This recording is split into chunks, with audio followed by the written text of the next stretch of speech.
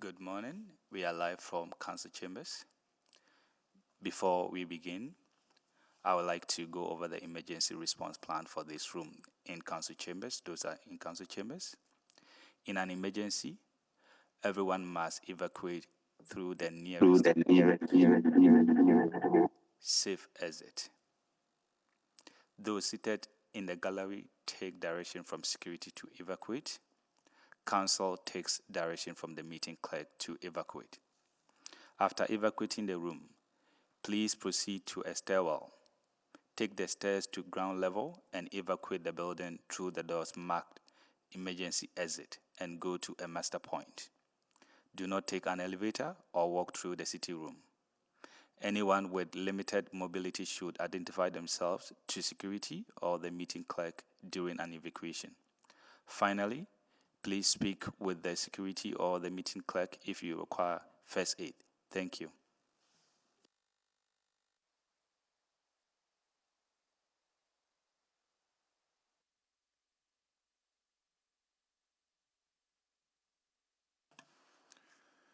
Good morning. I'll now call the March 4th, 2024 meeting of Utility Committee to order and start by acknowledging that we meet today on the traditional land of Treaty 6 territory and Métis homelands, and acknowledge the diverse Indigenous peoples whose ancestors' footsteps have marked this territory for centuries, such as the Cree, Dene, Saulteaux, Blackfoot, Nakota Sioux, as well as Métis and Inuit, and now settlers from around the world. I'll complete a roll call to start with. Councillor Paquette. Good morning. Good morning. Councillor Jans. Good morning. Good morning. Good morning. Good morning. Councillor Salvador. Good morning. Good morning. Good morning. Councillor Stevenson. Good morning. And Councillor Tang has just joined us. She's here in chamber. Good morning. I'll just note that some of our other council colleagues have joined us. Councillor Rice. Good morning. Good morning. Councillor Rutherford. Good morning. Good morning. Councillor Wright. Good morning. Good morning. Councillor Principe. Good morning. Good morning, and we're also joined by the Utility Committee Advisor, Mr. Jim Beckett. Good morning. Good morning. I would now take a motion for adoption of the agenda. So moved. Thank you. Councillor Stevenson, please vote. Yes, for me.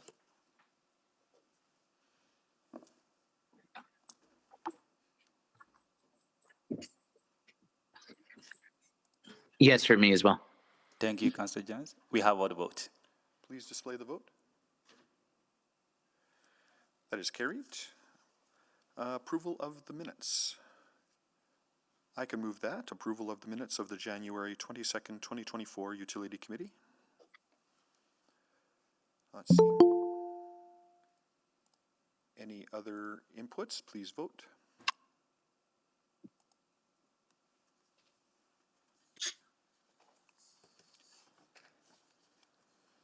Waiting on one vote. Yes, for me as well. It's just rebooting. Thank you, Councillor Jones. We have all the vote. Please display the vote. And that is carried. Protocol items, I am not aware of any. Selection of items for debate. I'm not sure if anybody else is clicking in. I will select item 7.1 and 7.2. Mayor Sohi has questions on 7.2. He'll be joining us later, so we ask that that be selected. Councillor Stevenson?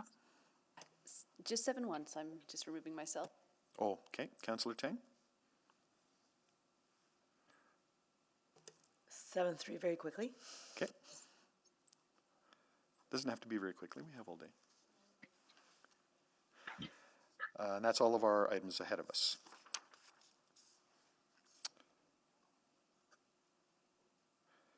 Requests to speak.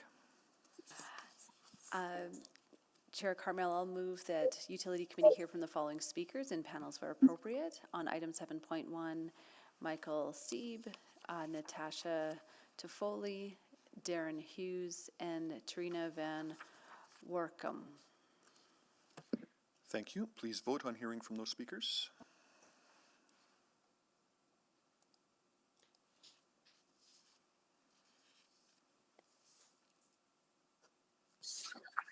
Waiting on one vote. In favor. Thank you, Councillor Jans. We have one vote. Thank you. Please display the vote. That is carried. There are no requests for specific times on the agenda. Are there any councillor inquiries this morning? Not aware of any. That will then take us to item 7.1, E.L. Smith Water Treatment Plant Post-Incident Update, Verbal Report. And I presume that there is a presentation from EPCOR. Yes, there is. Good morning, everyone. So I'm going to start by introducing from the EPCOR team who we have here. My name is Frank Manarino. I'm the SVP of EPCOR Water Services.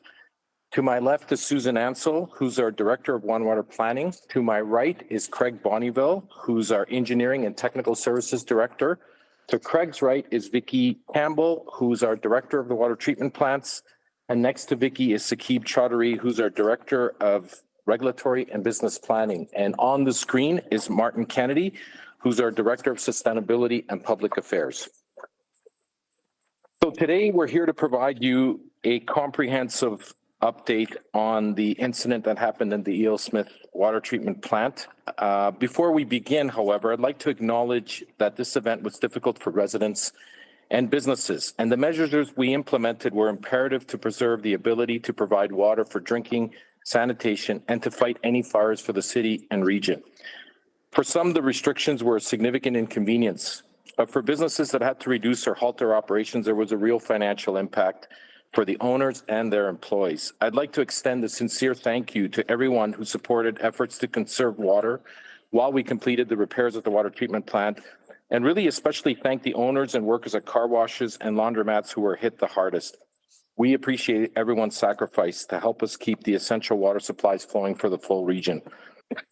We also like to thank our regional water group. That is the 90 communities that we serve, along with our largest customers from industry, including brewing, manufacturing, and animal processing. There are a lot of individual and community contributions that helped us manage through this incident, and they're worthy of acknowledgement. Through the good work of our operations, maintenance, and engineering teams, we were able to recover faster than initially projected. And alongside with the efforts made by our customers, we were able to save 100 million liters of water over a period of 4 days. Now, we're going to elaborate considerably on the incident. If you go to the next slide, I can show you the agenda or the topics we want to cover today.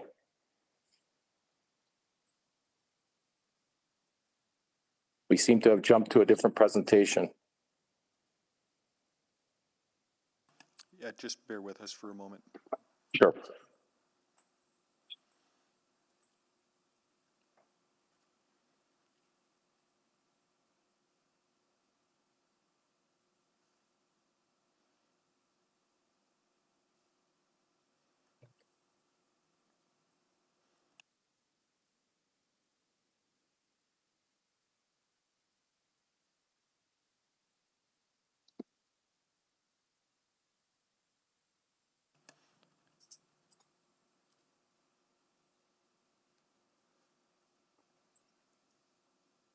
The technical systems that we're using these days when we are 100% virtual are a little tricky to navigate at times.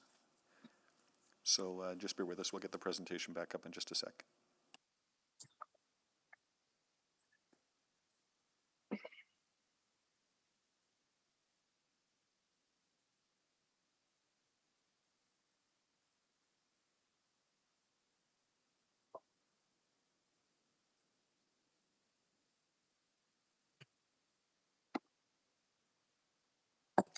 We are facing it. We lost connection to the live stream computer.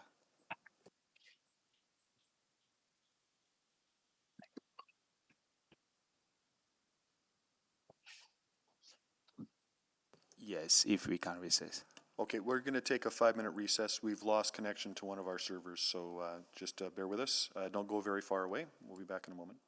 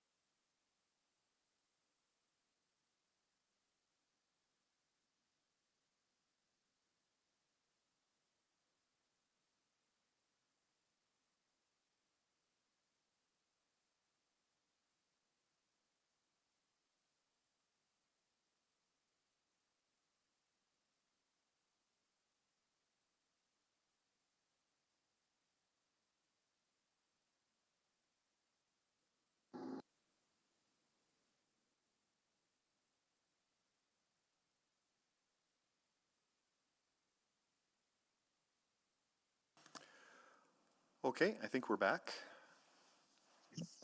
I guess at this point I should just do a quick roll call. Councillor Paquette? I'm here. Good, thank you. Councillor Jans? Good morning. Good morning. And Councillor Salvador? Good morning. Good morning. And the rest of us are here in chambers. So sorry for the interruption. Please go ahead with the presentation. If we could move to the agenda slide, next one, please. So what we're going to provide for you is these four pieces of information. We're going to start with an overview of the water treatment plants and the distribution system and how the plants fit in with the distribution in the reservoirs, because these were important for the event. What the water storage situation looks like and how it works with the regional customers. So that's the first part, and that'll be Craig. Then we're going to go through the incident description and the response. So what happened and what we did along the way. And that will be Vicky. Then we're going to talk about demand management. What is our protocol and what customer and stakeholder communications occurred? And that will be Martin Kennedy, who's online here. And then lastly, we'll go back to Craig for the investigation and follow-up. So since the incident, we've done a root cause analysis and we've got a number of follow-up action items from that. And we're going to specifically talk about how we're going to be increasing and have been increasing our system resiliency over time. So with that, I'm going to turn it over to Craig Bonneville, who will take us through the first part of this.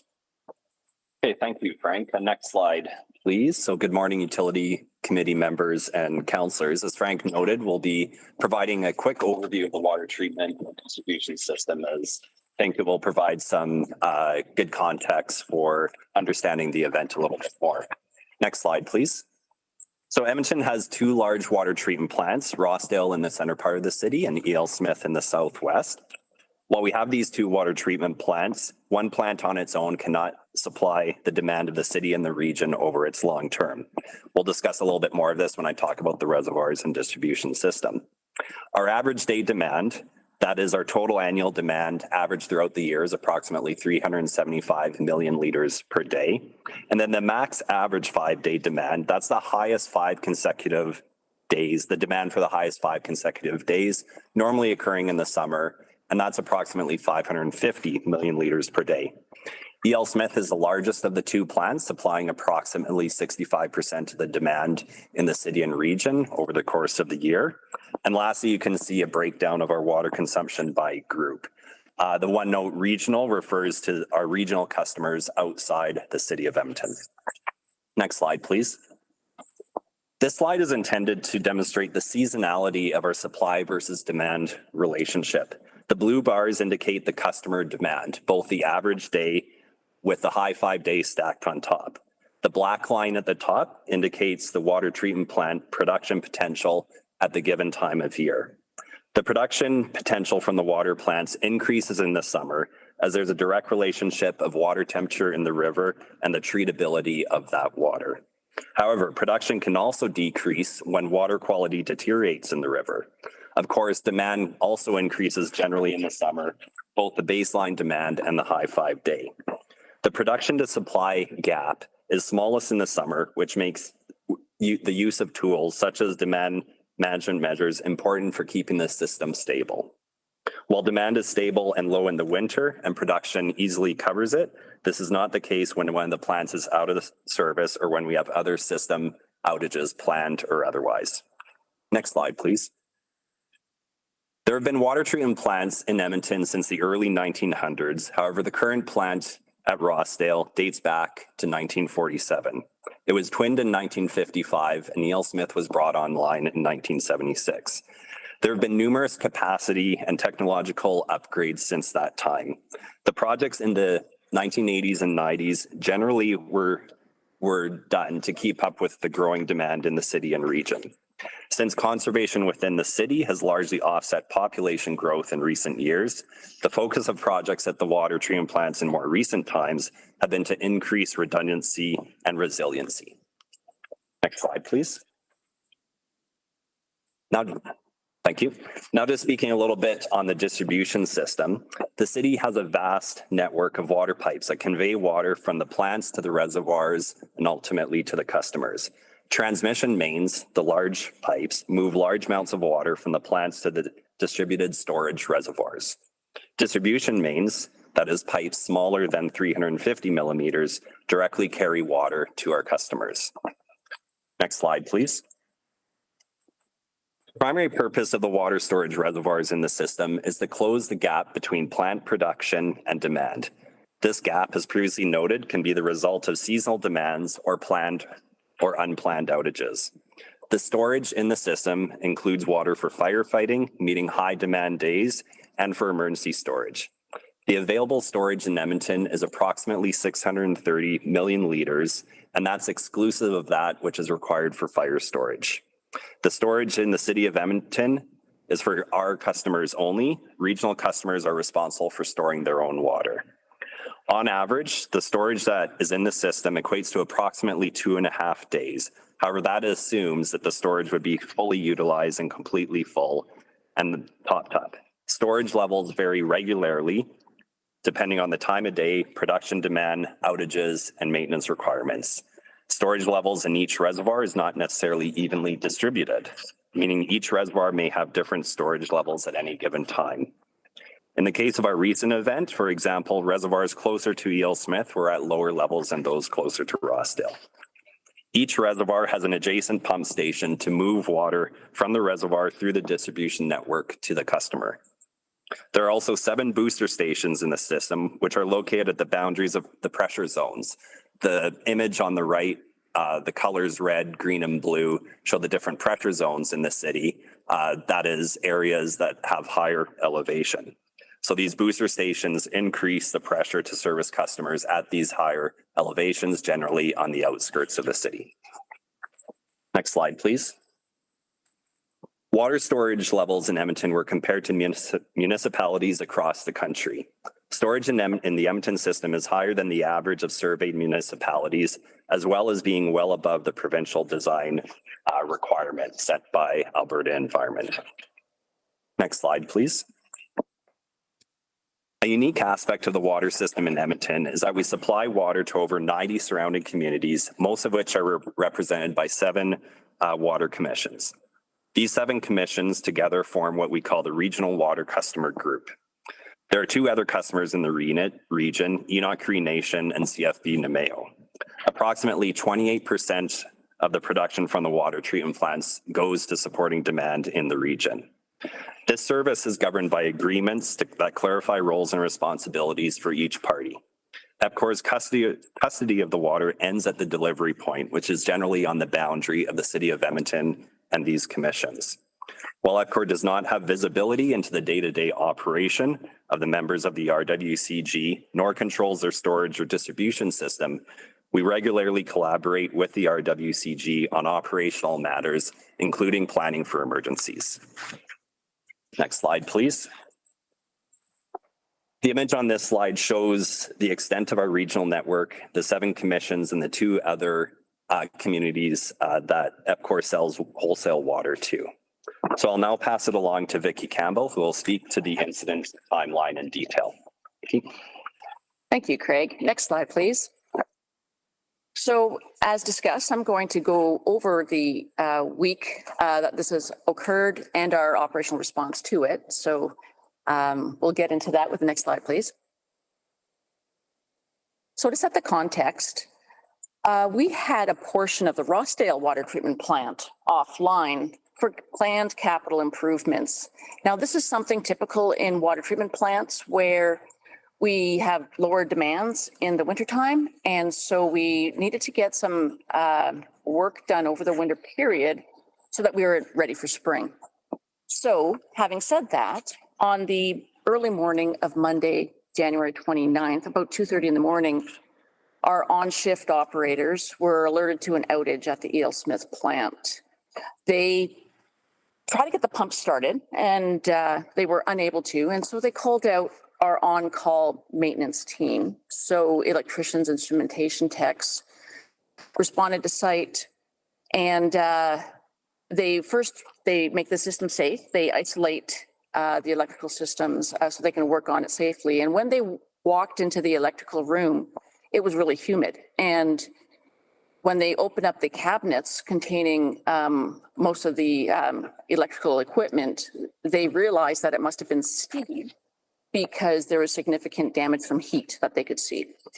So the more they inspected what was happening, they realized that the steam was coming from the lower level where we have our high voltage cables in a vault beneath the room. Next slide, please. So throughout the course of that morning, we had maintenance, operations, and engineering teams working on determining the extent of the damage. At the same time, we had a team at Rossdale who were trying to determine how to start up the plant so that we could have the plant that was offline, so that we could have full water production. So we also realized around noon that we had a big event and that we needed to enact our own internal emergency response protocols. And this is our way of informing leadership along the way, and so that they can help us get the resources that we need in a very quick fashion. So at this point in time, our reservoirs had decreased from 70% to 60% overnight. And this is typical for utilities to fill the storage reservoirs overnight so that we have full capacity for the morning peak demand. But of course, with this situation, that process was interrupted. And with all of those factors, is when we determined around noon that we needed a mandatory non-essential water use ban until we can fix this problem. Next slide, please. So throughout the course of the rest of Monday, we had our customer engagement teams reaching out to our large commercial and regional customers, and we had very good cooperation from them, so thank you, everyone. But on site, we had a couple of things happening. We needed to figure out the extent of the damage. We needed to have a plan in place for removal of that equipment. And we also had an operations team working on going through all the other systems at the E.L. Smith plant to make sure that there were no other equipment damage that would affect the treatment of the potable water. So later that night, about 10 o'clock at night, we were able to get the smaller 2,000 horsepower pumps on. And that was a really good thing. Next slide, please. And then also at about 3 o'clock in the morning on Tuesday is when the Rossdale team was able to get that plant at full production. So that was very good news because our reservoir levels were down to about 40% at that time. Throughout the course of Tuesday and Wednesday, our teams were sourcing the equipment, developing the work plans, and there was a bit of a challenge finding the exact cable that we needed. This high voltage cable is older, and it's been in place for a long time. And exact replicas couldn't be found. So we reached out to our electricity division, and they had a similar cable. With a new cable, we needed to make sure that we wouldn't have any other incompatibility issues or configuration issues by installing that. So we needed to do an engineer model of the electrical system and see what sort of settings and changes we needed to make to the existing infrastructure to accommodate that. So that all happened throughout Wednesday. And next slide, please. And by Wednesday night, we were able to get going with that replacement. So we also had the operators ramp up production of water at the E.L. Smith plant so that we could have our on-site storage full, so that when we got the pumps online, we were able to get going and increase our pumping capacity immediately. So our crews worked throughout the night at replacing the cable. We also had some contractors and consultants involved. We had a contractor that was able to rebuild a lot of the inside of those cabinets, and we were ready for the new cable when that happened. And so about 6:30 a.m. on Thursday morning is when we were able to turn on those 4,000 horsepower pumps. So our reservoirs at that time were at about 38%. And then throughout the rest of the day, Thursday, we needed to make sure that we had a reliable system. And we also needed to make sure that we had enough storage capacity before lifting the ban, because we needed to not only, of course, have enough for our essential services, but if everyone in the city turned on the taps, we needed to make sure we can accommodate that. So by about 11 a.m. on Friday, we were at about 53% in our storage reservoirs. And that crossed our minimum threshold of 50% that we need. Our internal protocols are very specific, and they dictate that we need to handle these things in a stepwise manner. And so we were comfortable with the reliance of the plant, and that's how we were able to lift the demand measures early. So as you can tell, it took about 30 people around the clock for that week to make this happen. And we had excellent teamwork on that, and our crews did a great job. But as far as the residents in the city, next slide, please. This is also the impact that everyone out there had, and we are very grateful for that. So if you look at the red line, the top red line, the solid one, is the actual storage volumes that we had during this event. The dotted line below is what would have happened if we didn't have our demand measures in place. So if you look at the period between January 29th and January 30th, we had a sudden decrease in storage volumes. And that was the situation we were in, that by looking at these types of trends is how we determined we needed the demand measures. And they did impact in a positive way. It's hard to tell with this particular graph, but the slope of the line did change after those demand measures started. Combined with starting up the 2,000 horsepower pumps and getting Rossdale back to full capacity, we were able to hold our own for a while until those pumps were back online. So the community made a huge difference in this event, and every drop did count. And we really do appreciate the efforts that everyone had undertaken through this. And thank you for your support. I'll now turn it back over to Martin, actually, who's going to talk a little bit more about the demand measures and talk through the communications. Thanks, Vicki. Good morning, councillors. If we can go to the next slide, please. And actually one more advance, please. Thanks. In this section, I'm going to provide context on the demand management protocols, run through the communication program that supported their execution, share the results we achieved, which Vicki just gave you a preview of around conservation and communication results, and then note opportunities where we would like to seek feedback and look for continuous improvement opportunities. Next slide.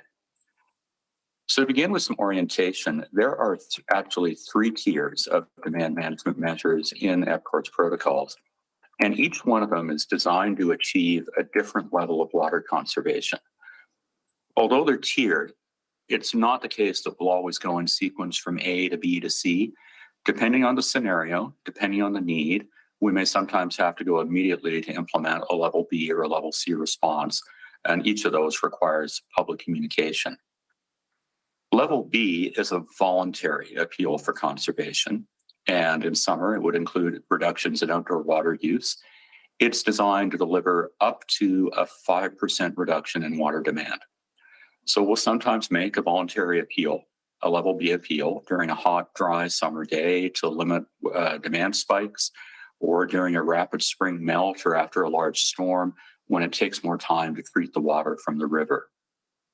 A level C response is the most stringent, and that's what we had to activate around the E.L. Smith incident. It is designed to reduce water consumption by up to 10%, and it achieves that by adding a mandatory restriction on non-essential water use. It is also backed with the ability to enforce compliance. Invoking a level C measure is a responsibility we execute with great care, mindful of the impact it has on customers in the community. We only use it when we need a large volume of conservation with a much greater level of certainty than a voluntary appeal can achieve. And that's to protect our ability to keep delivering essential water services to customers. We have tight controls on invoking a demand measure C, and we lift the restriction as soon as possible. In fact, until this event, I believe it had been more than 25 years since we last had to invoke a level C restriction on water consumption in Edmonton. Next slide, please. Now, I just used the terms essential and non-essential water use, and that distinction is an important one. At all times during the E.L. Smith event, EPCOR maintained deliveries of water for essential uses, but what's the difference between them? This slide summarizes some examples. Water consumption, sanitation, fire suppression, very obvious examples of essential water use. Also essential are activities where water is needed to meet health code standards, or by businesses delivering life-sustaining services like food and shelter. Non-essential uses of water are basically the opposite, where a product or service isn't fundamentally life-sustaining, or where an activity can be deferred for a short period of time until the need for demand management is passed.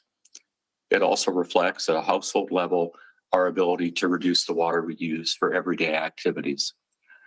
I'll come back to these distinctions when we talk about the actions businesses, institutions, and households took to conserve water during the event. Next slide, please. So EPCOR Water's Emergency Operations Center, as Vicki said, made the decision to invoke Demand Management C on the Monday. This set in motion a series of operational and communication responses.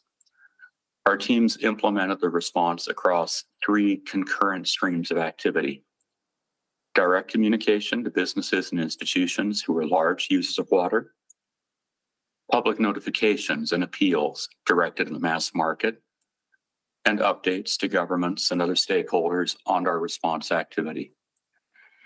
These 3 channels of activity ran from the Monday through to the lifting of the restrictions at 11 a.m. on the Friday. And since then, we've continued to thank customers and acknowledge the sacrifices they made during the event, initiated our post-incident review and follow-up with stakeholders, and looked for opportunities for continuous improvement. Next slide, please. These 3 streams of activity were all in support of our primary objective: to achieve the water conservation goal of a 10% reduction in water use by communicating the water restrictions to customers in a variety of ways. Additional to that, we sought to keep everyone informed as the event progressed, address inquiries from customers and stakeholders, and keep a detailed record of activity to inform our post-incident review. Next slide, please. The first stream of activity was our direct communication with customers who are large water users. We began with the 9 regional customers who are our close partners in implementing water demand management measures. We supply the regional customers with water in bulk, which they then take ownership of and relay to municipalities throughout their service territories. Each of those operators is responsible for communicating with their own water customers, and so our procedures provide that they receive advance notification, the 9 regionals, so they can coordinate their own communications to their customers with our announcement.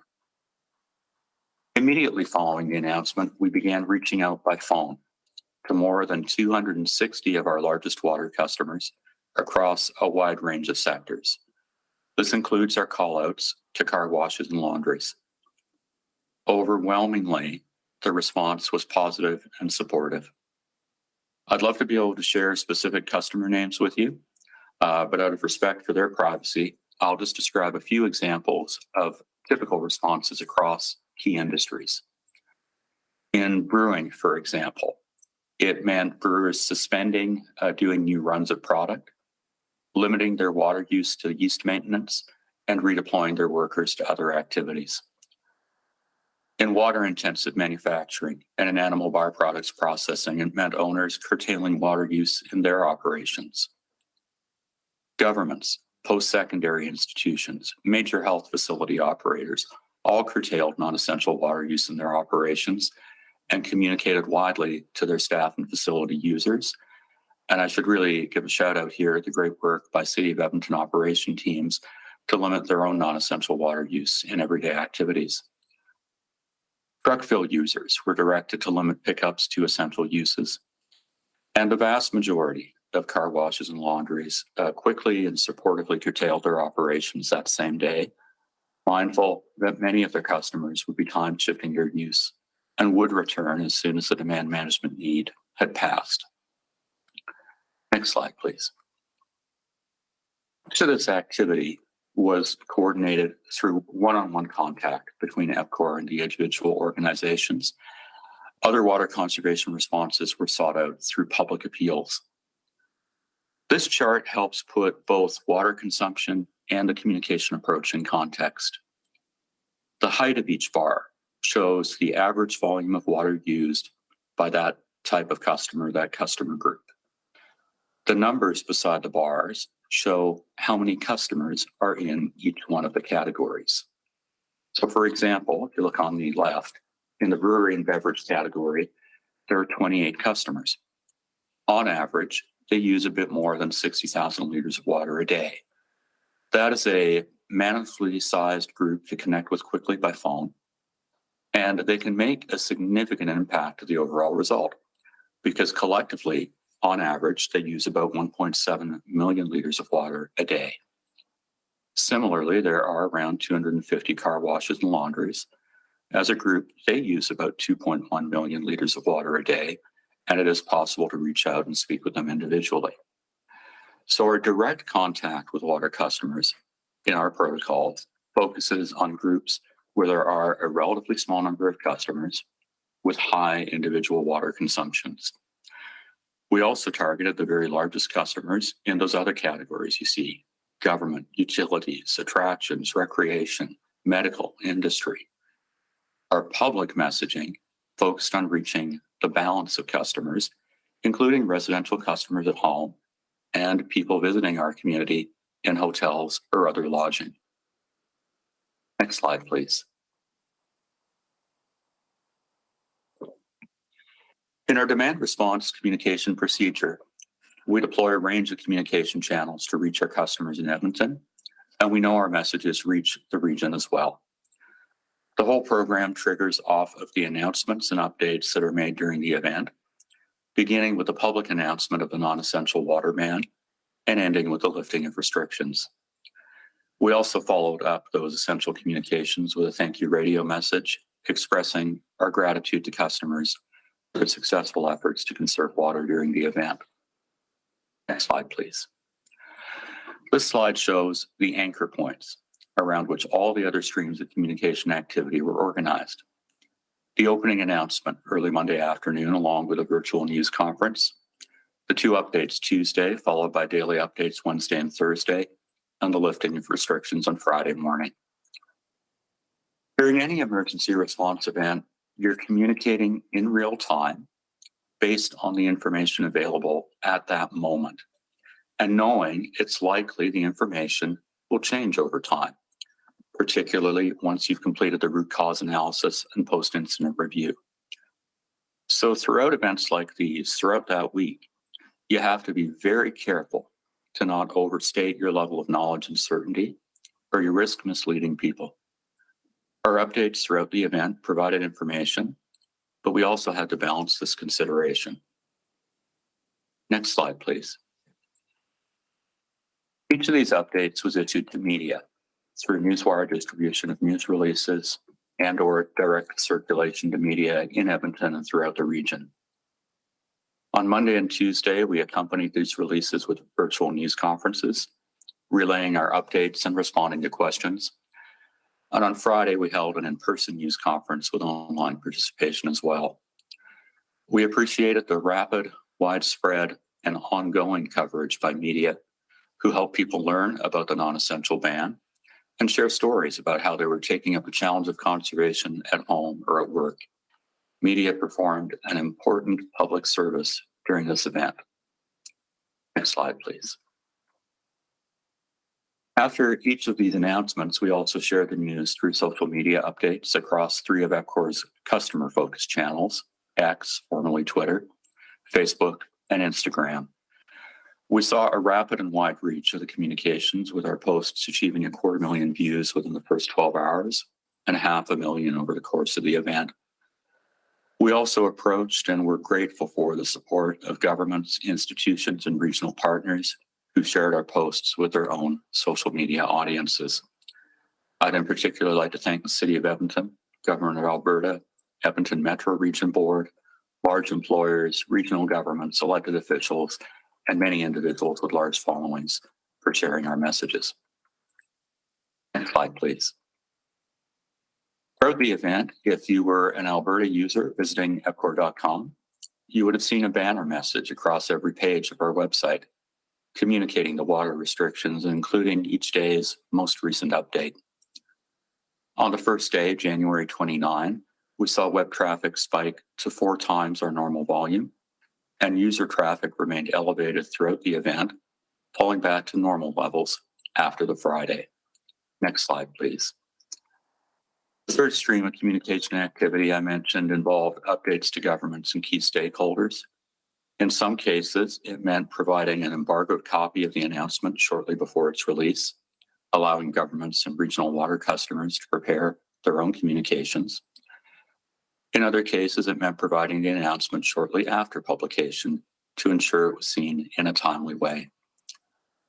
I'll now turn to the results onto conservation and the communication programs together. Next slide, please. Customers, large and small, did an extraordinary job of water conservation, and we're deeply grateful for their support. Over 4 days, water demand was about 100 million liters lower than forecast, roughly a 10% reduction in water use. That compares favorably to the goal in the Demand Measure C procedure of achieving up to a 10% reduction in water consumption. A week after the event, a poll was conducted of more than 500 Edmonton and Metro region residents. 84% of respondents reported taking one or more actions to conserve water. You can see some of the most popular actions people took on the chart on the right on this slide. Next slide, please. The communication program played an important role in achieving the conservation results. 96% of people in the Edmonton region say they were aware of the non-essential water ban, and word reached them quickly, with 55% saying they'd heard about it the afternoon of the announcement. That lines up precisely with the rapid drop in consumption we saw on the Monday afternoon that was on the slide Vicki shared earlier. Next slide, please. We also found in the post-incident polling that most people felt they understood the difference between essential and non-essential water use. More than 3/4 said they were very clear on the difference, while 17% said they were fairly clear, unsure about some uses. In the detail of the results, though, we did find something interesting and actionable, and that is a bit of a generational difference in understanding of those terms. Older audiences felt overwhelmingly clear on what was being asked, but only 6 in 10 respondents under the age of 35 felt that level of clarity. This is a finding we'll address when we make our next update of the conservation messaging we have in place for Demand B and Demand C events. We want to ensure that audiences of all ages have the information they need to participate in conservation measures and understand this distinction. Next slide, please. We use multiple channels to communicate the non-essential water ban, and survey respondents reported hearing about it in many different ways. Social media was universally popular. It was listed as a source of information by more than half of survey respondents, regardless of the age group you fell into. But here as well, there are significant generational differences in the underlying results that we'll use to refine our communication protocols. It's probably no surprise that for audiences over 35, news media were often cited as sources of information about the water ban. For example, 57% of those over 55 cited TV news as an information source on the water ban. But for audiences under 35, only 16 to 21% cited one of the media news options as a source of information for them.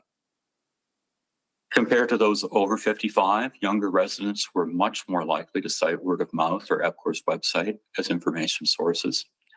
So as we update our Demand B and Demand C communication protocols, we'll be taking this information into account and assessing ways we can communicate effectively with customers of all ages.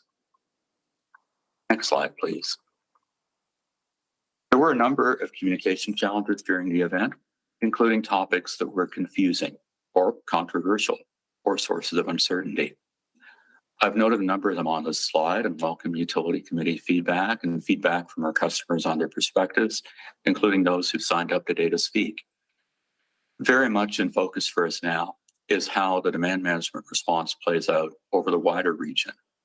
Just small differences in the timing of communications or policy choices between the 90 communities in the region can easily result in confusion. We're also keenly aware of the impact these measures have on a wide range of businesses and the opportunity to create greater understanding about how the demand response protocols work, including questions people have about burden sharing and compensation. Next slide, please. As part of our process following a demand management activation, we conduct a review and we seek information and feedback we can use to refine our procedures. I've mentioned some of the insights gained from the post-event survey of residents, and we can use those lessons to refine our content and add to our processes. We'll also be seeking feedback from large water users across topics we've identified and to learn where they see opportunities for change and improvement. Next slide. I'll close this section by recapping some of the main points. First, that demand management measures were prudent and necessary. And thanks to a rapid operational response and customer conservation efforts, essential uses of water were maintained throughout the event. Second, the Demand Measure C program achieved its objective, reducing water demand by 100 million litres over the 4 days, or a 10% reduction from forecast levels. Third, that the communication program we activated to publicize the non-essential water use ban was also effective, and customers of all types stepped up to the challenge. Large water users were contacted directly within hours of implementing the ban, and action to curtailments or shutdowns across a wide range of industries and institutions. Residential customers reported 97% awareness of the ban, and 84% reported taking one or more actions to conserve water. Again, I want to thank Edmontonians. We know that when it's essential, our community comes together. For some, that meant small actions or inconveniences. For others, it meant bigger sacrifices. Every action, small and large, made a difference. It helped us keep essential water supplies running in Edmonton and the whole region. I'll now turn the presentation back to Craig to summarize the findings of the root cause analysis. All right, thank you, Martin. So a root cause analysis team was formed immediately upon restoration of the Ellsmith water treatment plant. The team documented a detailed timeline of the event as Vicky reviewed, including a response to the physical event as well as communications of the event to the public and stakeholders. Using the information from the timeline, as well as interviews and review of available data, causal trees are documented. This investigative technique allows for the discovery of key contributing causes that resulted in the event occurring. From identification of these detailed causes, corrective actions can be developed and implemented. I'll review the results of the investigation on the following slide. Next slide, please. The RCAT, as it's known, discovered a series of factors that resulted in the ultimate failure of the electrical system supplying the high lift pumps at Ellsmith. I'll review each of these factors in the order in which they occurred. First, the rate of water ingress into the underground electrical vault increased rapidly shortly before the failure. While it is expected to have some regular seepage in this area, in this case, a seal failed. This has since been repaired and additional monitoring sensors have been installed. As the water levels rose in the electrical vault, it contacted 5,000 volt electrical cables that were suspended off the floor of the vault in a covered cable duct bank. It was discovered that these cables, installed original to the water treatment plant, did not have adequate protection to protect them from moist or wet environments. Specifically, a splice or connection point on the cable was not insulated. It is very common for electrical cables to be installed throughout systems, both in the city electrical distribution network or industrial facilities, where it can be expected that the cables will encounter more moist environments. They can be properly designed to do so. These unprotected cables in this place have since been replaced, as Vicky described in the timeline. As the water contacted these live cables, it became steam that condensed in the adjacent electrical equipment or switchgear, causing a fault and damage to that equipment. Normally, when this condition occurs, electrical protection in a transformer that feeds the equipment upstream would trip another upstream breaker and therefore protecting downstream electrical equipment from damage. However, The investigation determined that this protection, physically located inside a transformer, was not active, likely due to a bypass wire left in at the time of installation in 1976. The bypass in the transformer allowed the cables to continue to generate heat and steam. A repair plan is now in place to activate this protection in the transformer. Next slide, please. Aside from the immediate corrective actions noted previously, a number of additional corrective actions have been implemented. EPCOR has a robust asset management plan, and equipment is regularly maintained and tested to ensure its functionality in alignment with best industry practices. Often, functionality of equipment is tested using diagnostics rather than direct physical inspection, as it is not always feasible to directly access and view equipment. As a result, in this case, it would not have been known through standard maintenance and inspection practices that the cables installed original to the plant were done so without the proper protection for application in these wet environments. As Martin previously noted, demand management measures are being reviewed and updated based on the experience in this event and feedback that we receive. Additionally, a review of the incident is being undertaken with our regional water customers to ensure there is alignment in our application of demand management measures, as well as communication strategies. Next slide, please. There have been a number of projects already identified and in progress that will eliminate many of the risks that this event exposed. The electrical equipment that feeds the high lift pumps, as shown in this photo, was identified as requiring a life cycle replacement in this PBR and was approved. The project will replace all the electrical equipment feeding the high lift pumps at E.L. Smith, upgrade electrical protection features, and improve redundancy and reliability. The new electrical equipment, will be housed in a new building and will be physically separated from water storage chambers, eliminating the risk of water ingress. The electrical equipment for this project was ordered in the fall of 2023, and the new building and equipment is expected to be installed and in service in the spring of 2025. Next slide, please. In addition to that, preliminary design work has begun on a new high lift pump house located at E.L. Smith. This will provide additional redundancy in the pumping system and will be completely independent from the existing pump house in that location. The bulk of this capital work will be included in the next PBR. Next slide, please. The water treatment plants, reservoirs, and pipelines have to work as an interconnected system to provide reliable service to customers.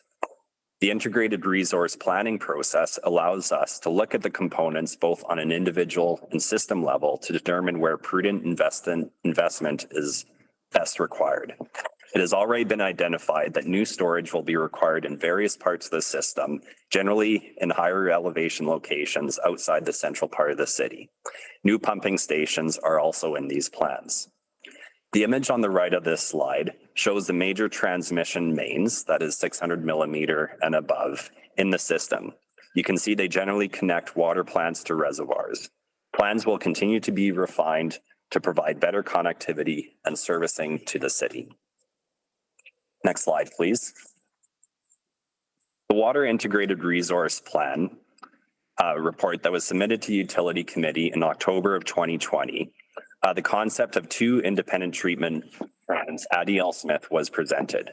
This work is critical, as we've already discussed the need to have both water treatment plants resilient against these types of events. Full treatment train separation would be phased in over many years as design requirements, capacity needs, construction sequencing, and associated shutdown and commissioning plans are carefully considered. A review of this plan presented in 2020 is being undertaken as a result of both this event and the new city plan approved by council. A graph showing this plans for splitting E.L. Smith into 2 trains is shown on the right-hand side of this slide. The process diagram at the top is the existing E.L. Smith water treatment plant. You can see that previous upgrades have provided for redundancy in the pumping system from the river, as well as for the clarification and filtration treatment processes. Further work is still required to eliminate some existing single points, such as the UV treatment system, as well as the new high lift pump house that I previously discussed. This is shown in the image at the bottom right-hand side of the slide. Next slide, please.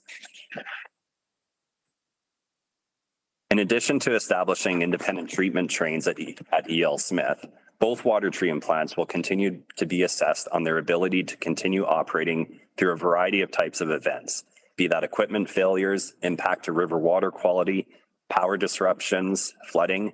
Many of these scenarios were described in detail in the 2020 IRP and will be refined and built upon for the next version.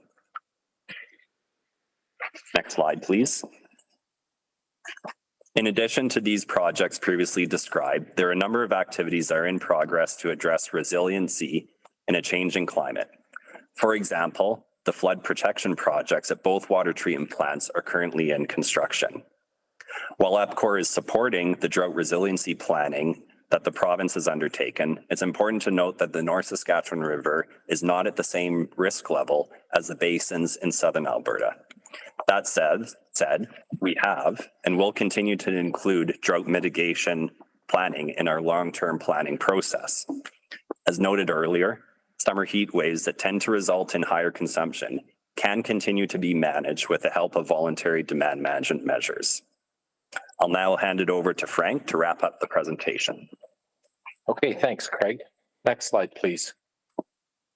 So just to summarize, a couple of takeaways. So first, this was a rare event, and it really necessitated the use of mandatory curtailment of discretionary water use that we don't see very often, and we didn't take that decision lightly.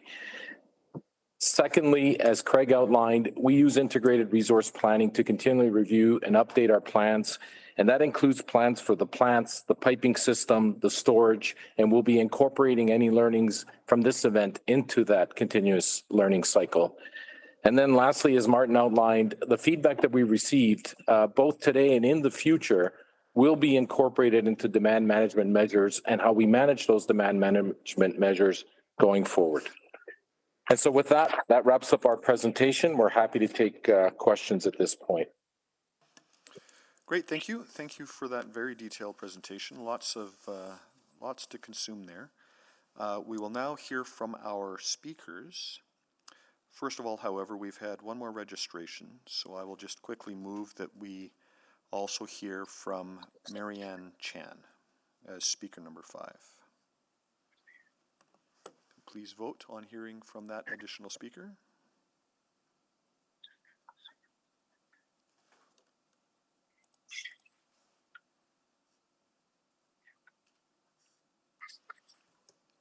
We are In favor. Thank you, Councillor Jans. Yes. Thank you. Signed on e-scribe is not coming. Thank you, Mr. Mayor. So we have all the vote. Please display the vote.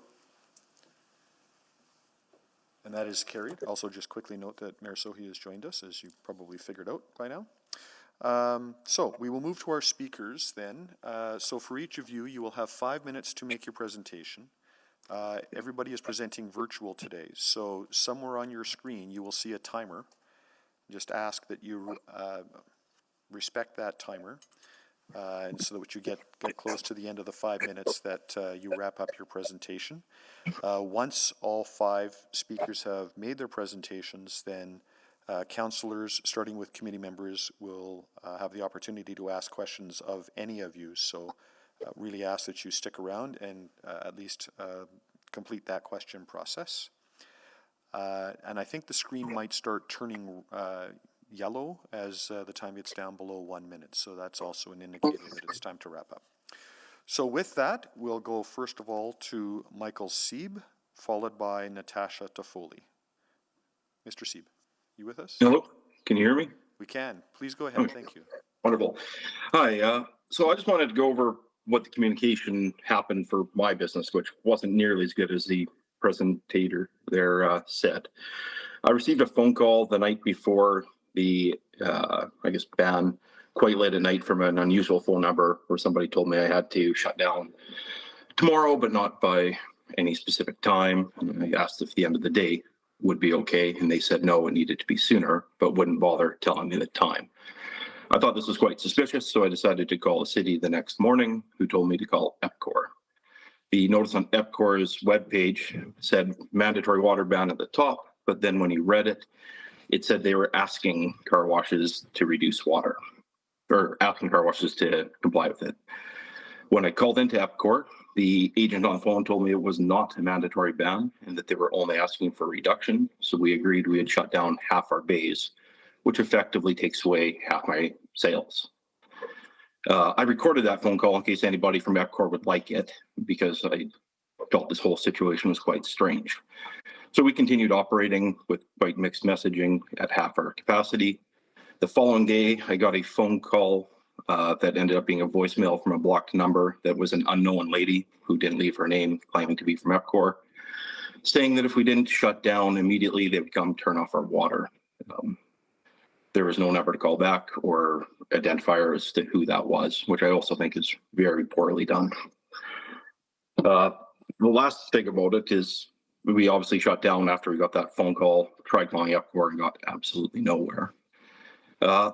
When you guys finally did reopen, we had spoken to EPCOR maybe 10 minutes before you lifted the ban, and they didn't provide us any notice whatsoever.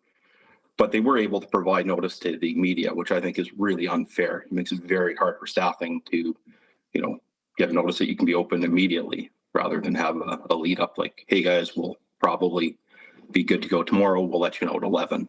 Something like that would have been quite handy. Are we allowed to ask questions of the EPCOR people or no? No, I'm sorry, but you can rhetorically list some questions you might have in your mind.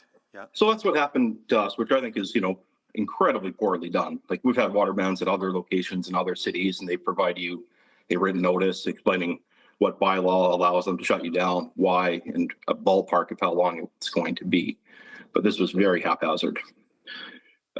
It's our busiest time of year. It's where we make the bulk of our money to pay our ginormous tax bill. The city of Edmonton charges us about $36,000 a year, whether or not we make any profit.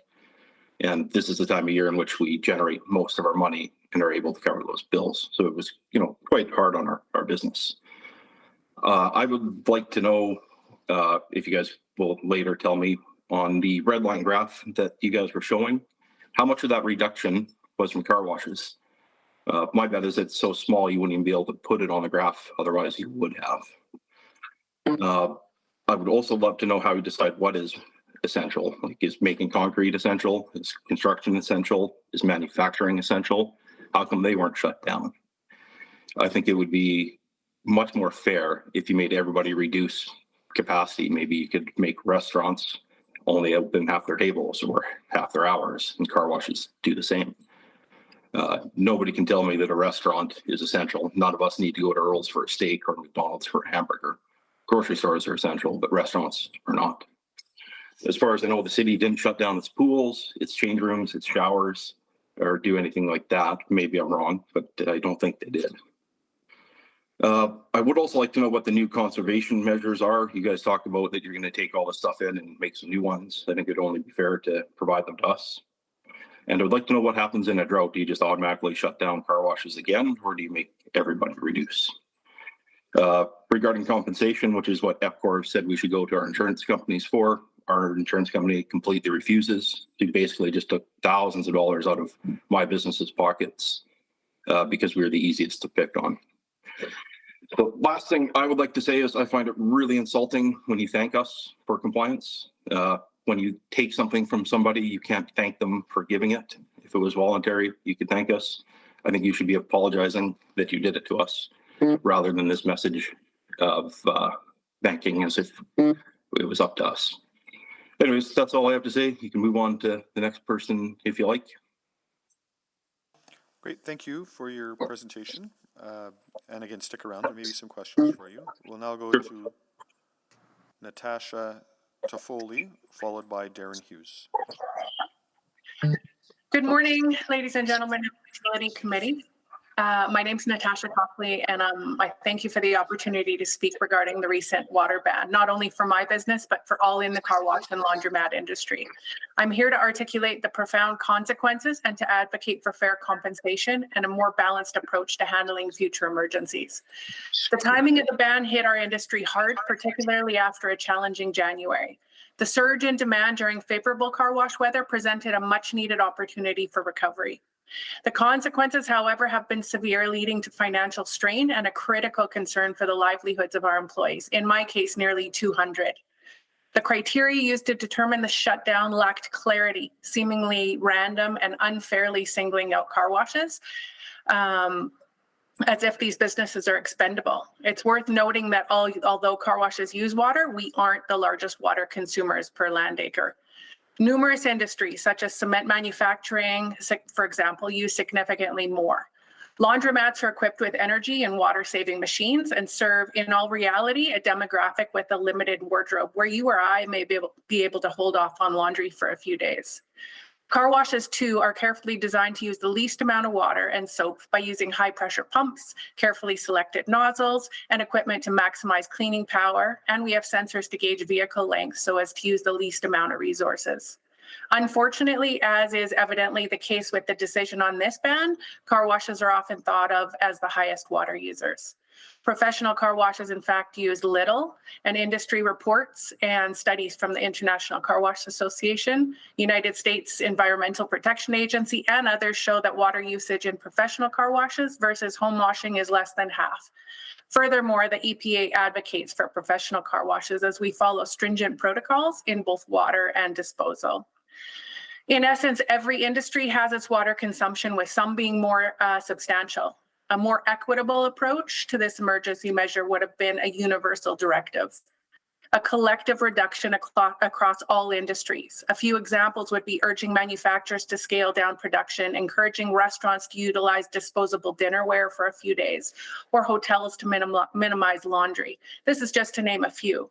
A collective would have achieved the necessary conservation without unfairly burdening just two sectors. If the reasoning behind the decision wasn't rooted in perceived water usage, but rather in deeming our industries as non-essential, we must question who makes these determinations and why. Can we argue then that activities like concrete manufacturing, breweries, or dining out are essential? None of these were banned, rather asked to curtail, and we would have been more than happy to curtail. While we appreciate the necessity of emergency measures, we implore you to recognize the disproportionate impact on our two industries. The absence of prior warning or consultation without exploring alternative solutions and implementing a universal directive to reduce or stagger hours or production further highlights this imbalance. EPCOR's stance on non-liability appears impractical, and our request for fair compensation stems from a genuine need to mitigate the financial repercussions. Thank you does not pay the bills for our operators or our employees. We urge a thorough review of the decision-making process behind this ban, questioning the rationale behind singling only two sectors. In light of the careless consideration, we urge this committee to examine any emergency or communication protocols EPCOR may have. We also strongly propose that any revised emergency and communication protocol be developed in collaboration between the utility company and stakeholders to guarantee fairness and equality. Our proposal for a collaborative approach aims to ensure that these protocols are not only effective, but fair. Timely and comprehensive communication during emergencies is paramount, but was completely lacking in our experience. News crews were on our locations and on the phone well before we heard from EPCOR. Furthermore, follow-up in my case once the ban was lifted was 2.5 hours after the announcement. There was no consistencies between regions either. Both St. Albert and Sherwood Park were not participating, even though EPCOR's statement indicated so. This caused confusion and frustration among operators and, of course, our customers. We emphasize the need for transparent communication, consistent regional implementation to ensure businesses are adequately informed and can respond promptly. Effective communication is key to managing crises effectively and minimizing their impact. Our ultimate plea is for any emergency measure to be uniform in demand and limitation across all sectors, fostering a collaborative, fair, and inclusive approach. There are no expendable businesses. In closing, I implore the committee support in recognizing the challenges faced by car washes and laundromats during the ban and advocating for fair compensation. Thanks for your time. Great, thank you. We'll next go to Darren Hughes, followed by Tarina Van Workum. Go ahead, Mr. Hughes. Mr. Hughes with us?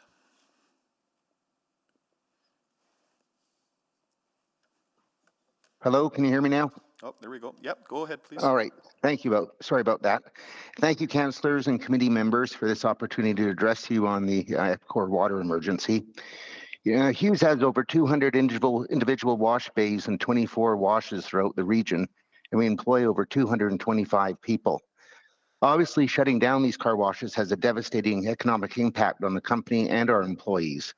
While many of our washes are connected to gas stations, many jobs are solely wash related, and those employees lost income, as the company did during our close down. Car washes do everything we can to minimize the amount of water used. This is just in a business's best interest, as it's one of our input costs. But over the years, we've become very efficient using smaller nozzle sizes to increase the pressure without increasing water usage. Our average car wash is the equivalent of a 5-minute shower, less than a bath or washing clothes. I think we all understand in a water emergency that water conservation is important. Our disagreement is with selecting only 2 industries to accomplish this. A more balanced approach, in my opinion, would be the way California manages their water emergencies. They ask all households and all industries to conserve water. The only bans put in place are outdoor watering of lawns, washing cars at home, and they turn off fountains that don't use recycled water. For industry, they ask for water reduction. Some examples are asking hotels not to wash towels and bedding every day, restaurants not to serve water to every customer unless it's asked for. And I believe with some input from industry and creative thinking, we could have a plan in place for the future events that would alleviate the need to close certain businesses, but share the burden across all businesses. Thanks for your time. Great, thank you, Mr. Hughes. Next, we have Tarina Van Workum, followed by Marianne Chen. Good morning, committee members. My name is Tarina Van Workum, and I'm here to speak to you today about the effects of the EPCOR water ban emergency. I would like to speak first about the poor communication between EPCOR and their customers. The information provided was either very conflicting or non-existent.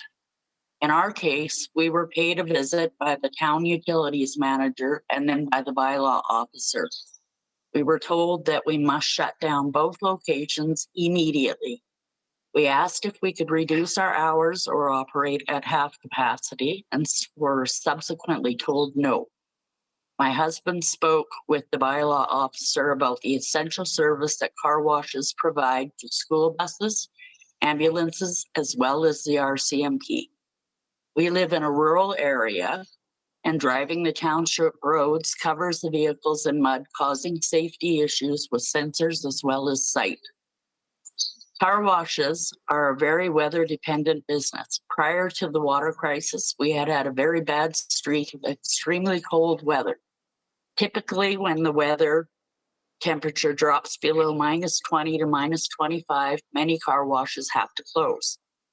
Even a well-built car wash can have a drastic damage if a door freezes.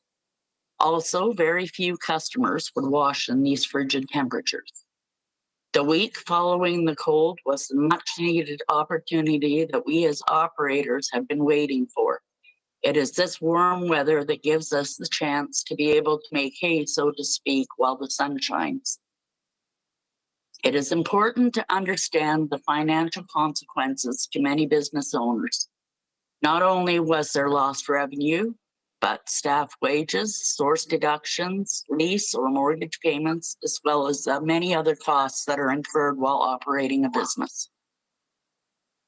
EPCOR was able to maintain services to most of their customers while repairing their equipment, It seems rather unfair that two sectors were unfairly picked on while they remedied their situation. Car washes and laundromats should never have to have shouldered this burden alone. The car wash industry, like most businesses, strive to reduce expenses. As such, reducing water usage wherever possible is normal operating procedure. This is accomplished with various methods such as low flow, high impact nozzles to maximize wash quality while using on average much less water than driveway washing. Also keep in mind that while driveway washing, all of the pollutants go into the stormwater sewers. The runoff then goes to our rivers untreated. Laundromats also try to minimize the amount of water they use by installing high efficiency equipment. Finally, I strongly believe in the need for water conservation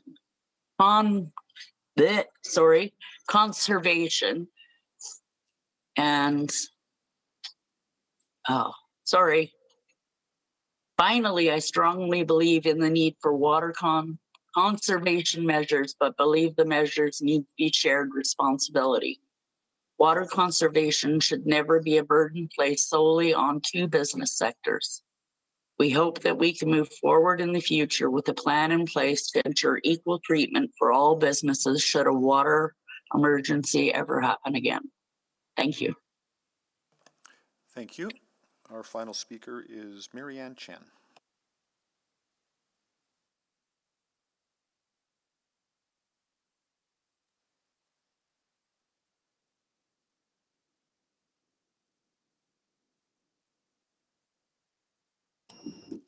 Ms. Chan.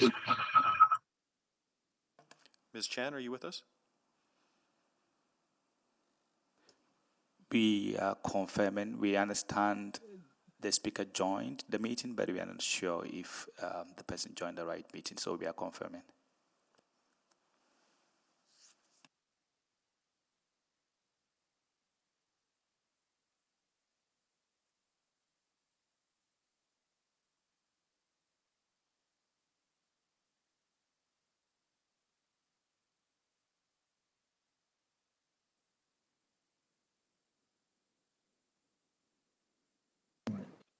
Hello? Hello, Ms. Chen? Hi, can you hear me? Yeah, okay. I'm sorry. Sorry about that. It's okay. Please go ahead. You have 5 minutes. Yeah, perfect. So we're a small little company here. We're a mom and pop shop that has been here for over 30 years. And this water ban was horrendous for us. Like, we lost so much money. There was just no communication in any way.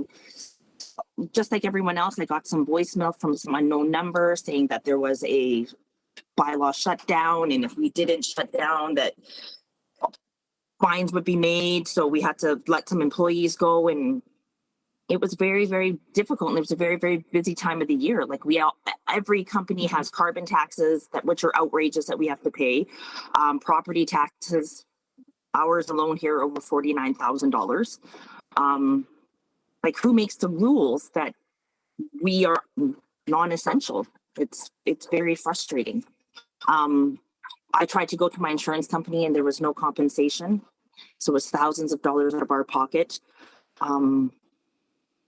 We feel that we are unfairly targeted.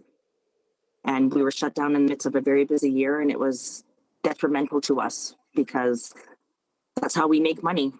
We wash cars. And I mean, like everyone else said, I don't believe schools were shut down and restaurants weren't shut down. So it hit us really, really hard. And then to have no phone call and no updates, and it was actually just people when the ban was lifted.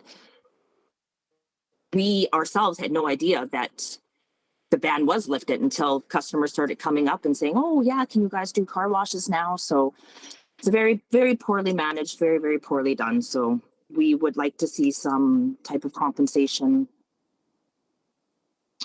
as it was a very difficult time for us. And that's all I have. Okay, thank you. Thank you for your attendance today. We'll now go to questions of our speakers. So I'll just ask my colleagues to sign in.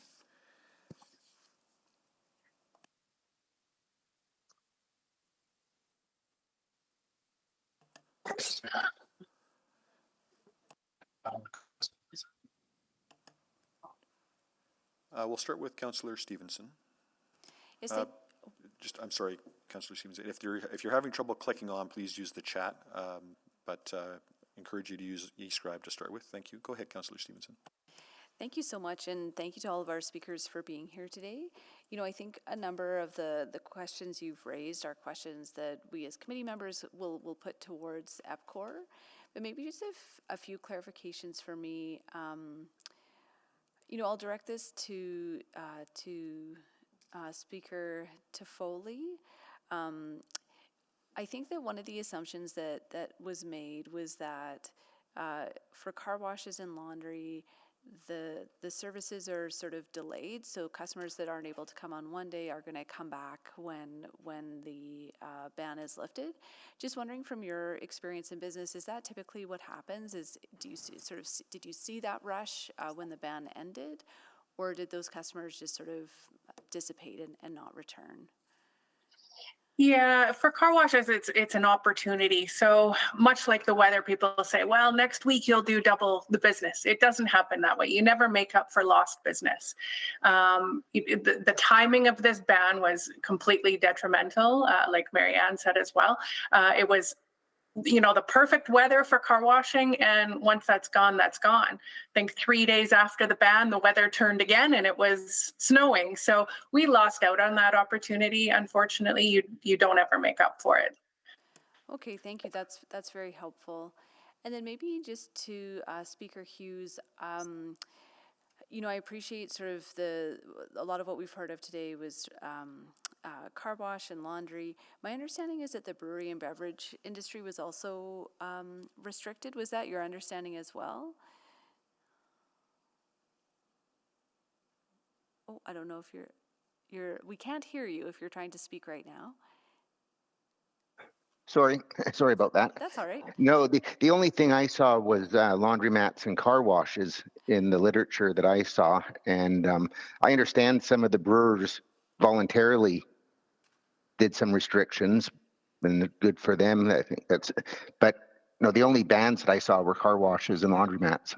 Okay, yeah, and you know, I had also had that understanding initially. What I'm seeing in the presentation that there was mandatory shutdown and curtailment of that industry, given that they're such a large water user. But again, that's some information that I can request from EPCOR when we go to them. That's all I had for speakers. Thank you again all for being here this morning. Thank you, Councillor Stevenson. Mayor Sohi. Yeah, thank you so much for joining us. So I'm going to go to Michael Sabe. I think you mentioned that there was no notice once the ban was lifted. And what was the lag time for you to bring back your workers once you were advised of the lifting of the ban? Well, me specifically, I kept mine on the whole time because I didn't think it was fair to not pay kids who are in university and need the money for school. So I just had them doing odd jobs. But, you know, it's super, super unfair that we couldn't plan for it. You know, we started other projects. We had some pumps torn apart, which were then offline because we weren't expecting them to need to be used for at least 2 or 3 more days. Okay. So you were able to start right away then? Yes, but only some of our bays. We're rebuilding our pumps because we do that on occasion. Got it. So normally I do it. It takes me like an hour, but when you get, you know, university kids to do it, it takes a long time. We had several down for at least a day, which was really costly.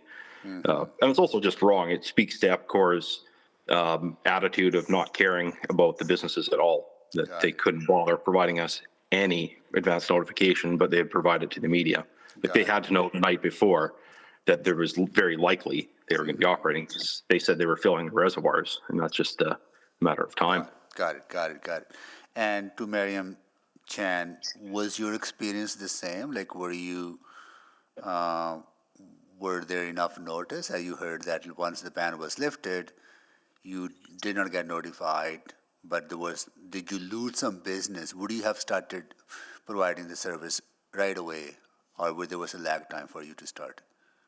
It was a bit of a lag time because a lot like I'm sure Michael, Natasha, and Darren, we all try to staff how we can. A lot of students we have a lot of students who go to university. We have a lot of, like single parents, and they need the money. So it's unfair. I can't cut their hours because of something that was out of my control. So yes, we kept them on, but when we got the last notice from the customers, when we started getting kind of lined up, we were essentially short-staffed because we were so busy. Like everyone was just coming, and we were hit so fast with this unknown lift from the water. It was really hard. So, then everyone's frustrated because cars are coming and we're not able to service them at a timely manner because we were essentially short-staffed. Yeah, got it. And I'm pretty sure, was that the case with Natasha Tufali and Darren Hughes as well, and others, that you kept your employees on, like you did not send them home, so you compensated for their wages, but you had no income coming in? Is that the case with Hughes and Natasha as well? So I'll speak first. We did keep our employees with their wages, not necessarily on location. Okay. So for us, it took us about an hour to get staff called and into the store. So effectively, we weren't really fully operational for another 2 hours after. So it was very difficult. Yeah, and Darren Hughes? Most of our car washes are associated with a gas station, so those were able to come on board really quickly. Our standalone car washes, however, they were closed, so the staff were at home, so it took a few hours to get people in and get the wash up and going. Okay, and were you, while the ban was in effect and your standalone car washes, were you paying your employees? For the most part, yes. Not all, but most we had in to do extra cleaning and repairs, like we're told before, but not all of them. And you were unable, so insurance doesn't provide any coverage, right? No, not for us, no. Okay. I heard the same from, I think, Michael Sieb, right? Your insurance is not covering any of the losses, right? Yes, my insurance actually says we should have ignored the ban because they didn't have the right to ban just us. And then if they shut off our water, they would have compensated us. Okay. For whatever that. Thank you for joining us. We'll, definitely raise these questions with EPCOR. Appreciate you joining us. Yeah. Great, thank you. My turn now. So first of all, to Mr. Sieb, I want to just go back to when you were first notified that there was a reduction or a ban in place. I'm just paraphrasing what you said, but you got a call kind of in the middle of the night. You weren't quite sure whether to believe it or not. So I got a call at about, I think it's about 9:30. It was from on your call display, it usually says who it's from. It looked like one of the scamming phone numbers out of, the other side of the world there, because it had really strange letters on it, and it just seemed weird. So my question to you is, what would it take for, what communication piece would you need so that you knew that it was immediately legitimate and that it was an emergency and you needed to comply?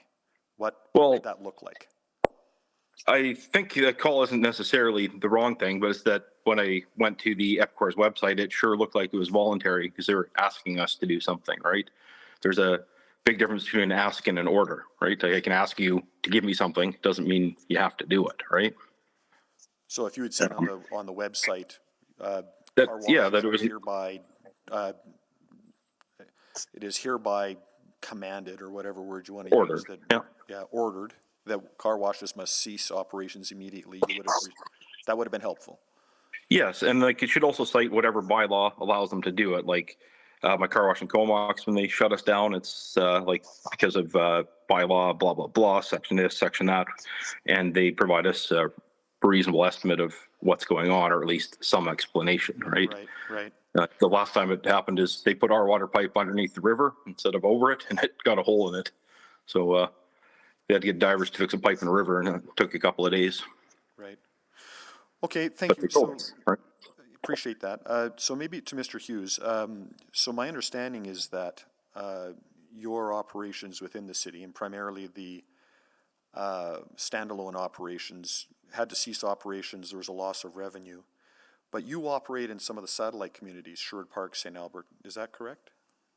Yes, we do. Did you see an Leduc, increase Sherwood in Park, demand in Grove. those locations outside of the city? Like once people realized that some of your locations could still operate because they were under the auspices of those towns or those other municipalities, did you see an uptick in revenue in those locations? No, we closed actually all our locations in Spruce Grove, Sherwood Park, Leduc, and St. Albert. We were under the impression that the ban included those cities. I see. Okay. So, Okay, I'm just kind of looking through my notes too. So, yeah, Ms. Toffoli, looks like you have a comment. I do have a comment on that as well, because we have locations in St. Albert and Sherwood Park as well. And we were under that impression as well, as per EPCOR's notice that it's surrounding areas. They named St. Albert Sherwood Park. So we did close. And then 2 or 3 days later, we called St. Albert and the county of Sherwood Park just to confirm, because other operators were open. We were getting calls from customers complaining that we weren't open and it wasn't fair. And they did tell us that we were allowed to open at that point. Right. Okay. Well, those are all my questions. I don't see anyone else queued up for questions of our guests. Oh, Councillor Paquette, please go ahead. Oh, thank you, Councillor Cartmel. Just one last question. So what do you feel your next steps are? You've come to a committee, you've sort of explained the situation as you experienced it. And so what I'm understanding is that you'd like to see some changes in communication. You'd like to see that clearly articulated in some form of bylaw or legislation.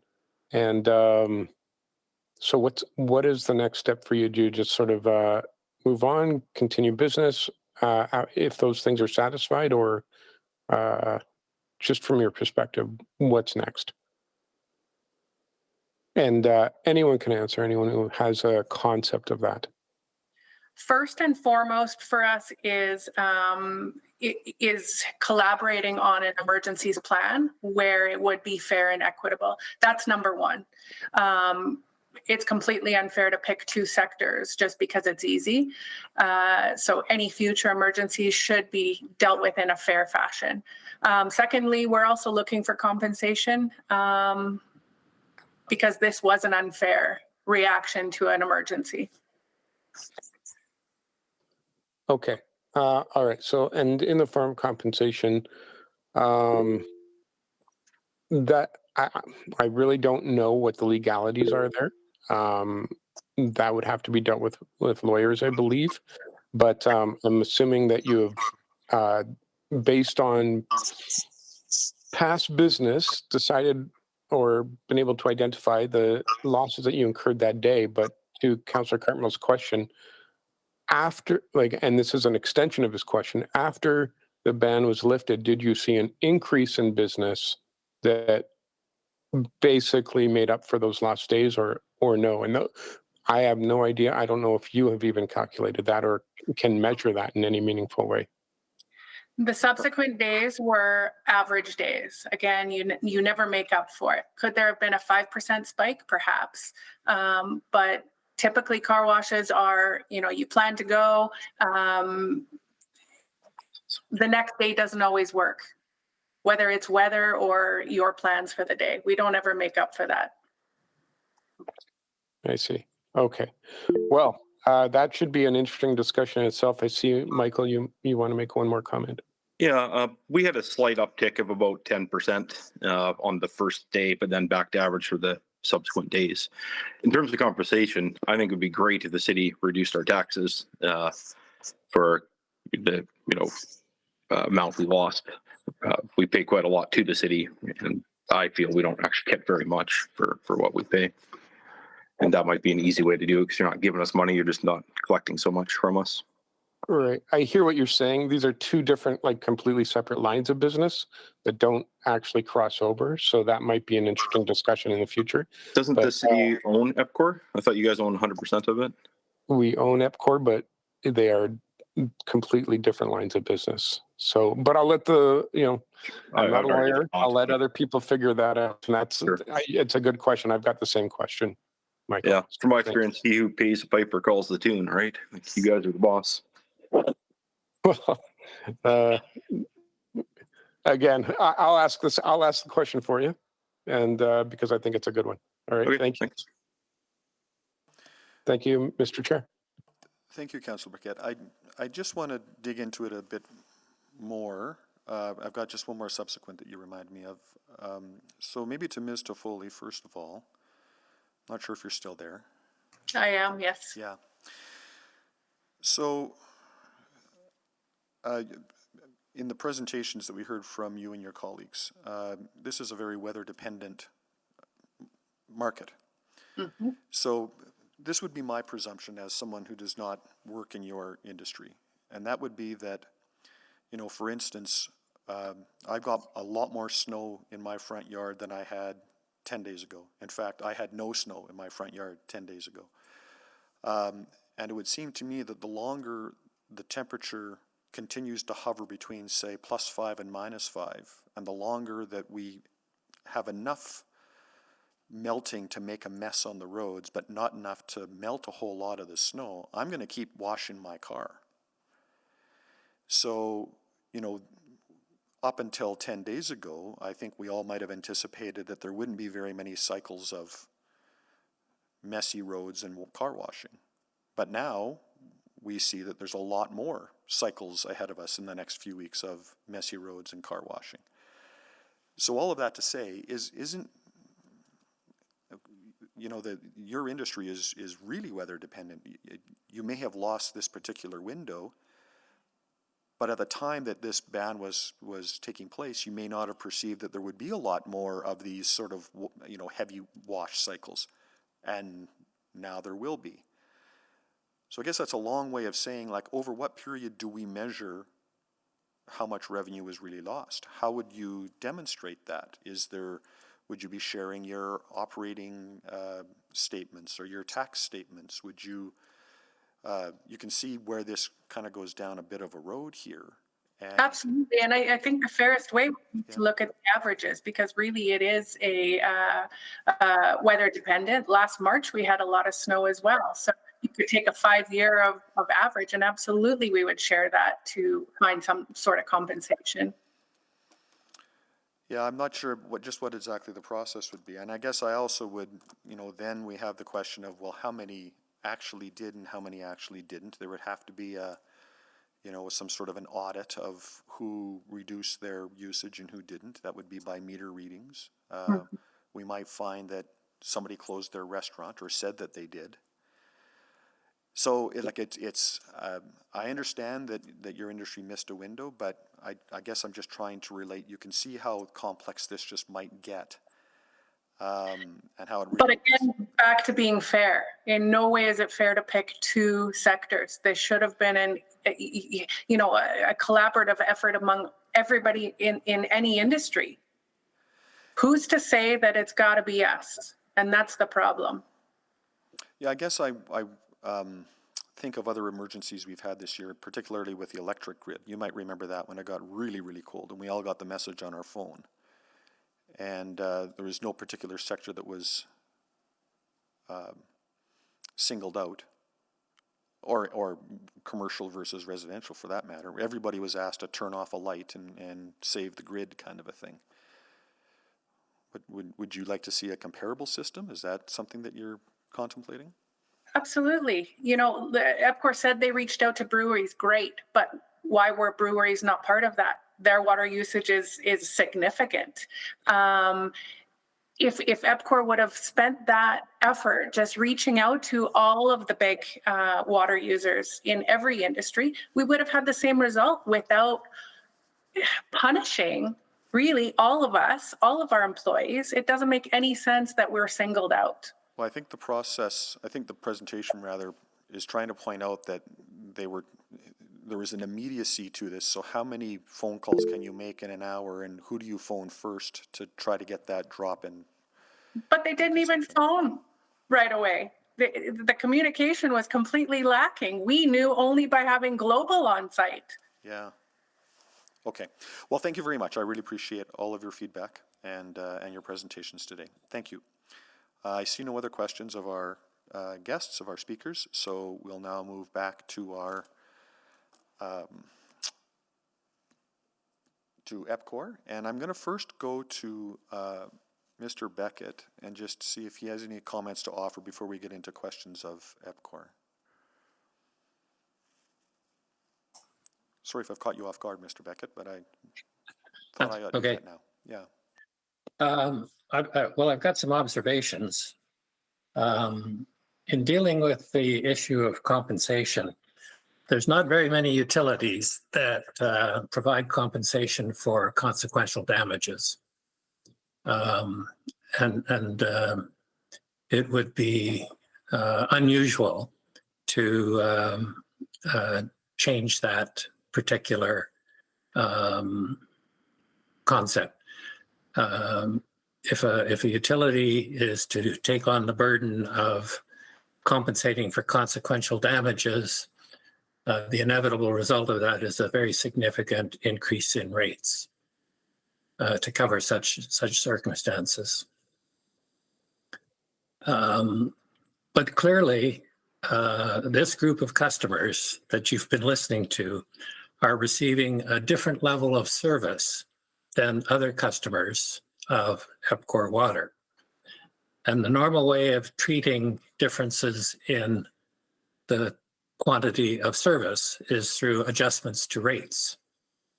In the electric industry, there's a concept called interruptible rates, where customers pay less for their electricity, but are offering themselves up to be interrupted when it's required by the utility. So there are some approaches to dealing with this that it might be helpful to consider. But I really want to emphasize the fact that if customers are receiving different qualities of service, then there should be some recognition of that in the rate making. I do have some observations about the root cause analysis done by EPCOR, but perhaps that should wait until after the questions. Well, first of all, I think we'll take them now, Mr. Beckett, but first of all, on the comments you just made, that would be a forward-looking thing, would it not? If we're going to talk about rate structures and interruptible rates as an example, whereas where we're hearing about essentially a request to look back at the service that was interrupted and find a remedy. Do you have any thoughts on that distinction? Oh yes, it would be forward-looking. Yeah. I think that for the current situation, you look at your current rates and terms and conditions, and you'll find that there's no compensation for consequential damages. Yeah, so this would be a forward-looking thing. Okay. Mr. Beckett, we'll take your comments now on the root cause approach, because that may lead to questions from councillors to EPCOR. So if you want to proceed with those. Yeah.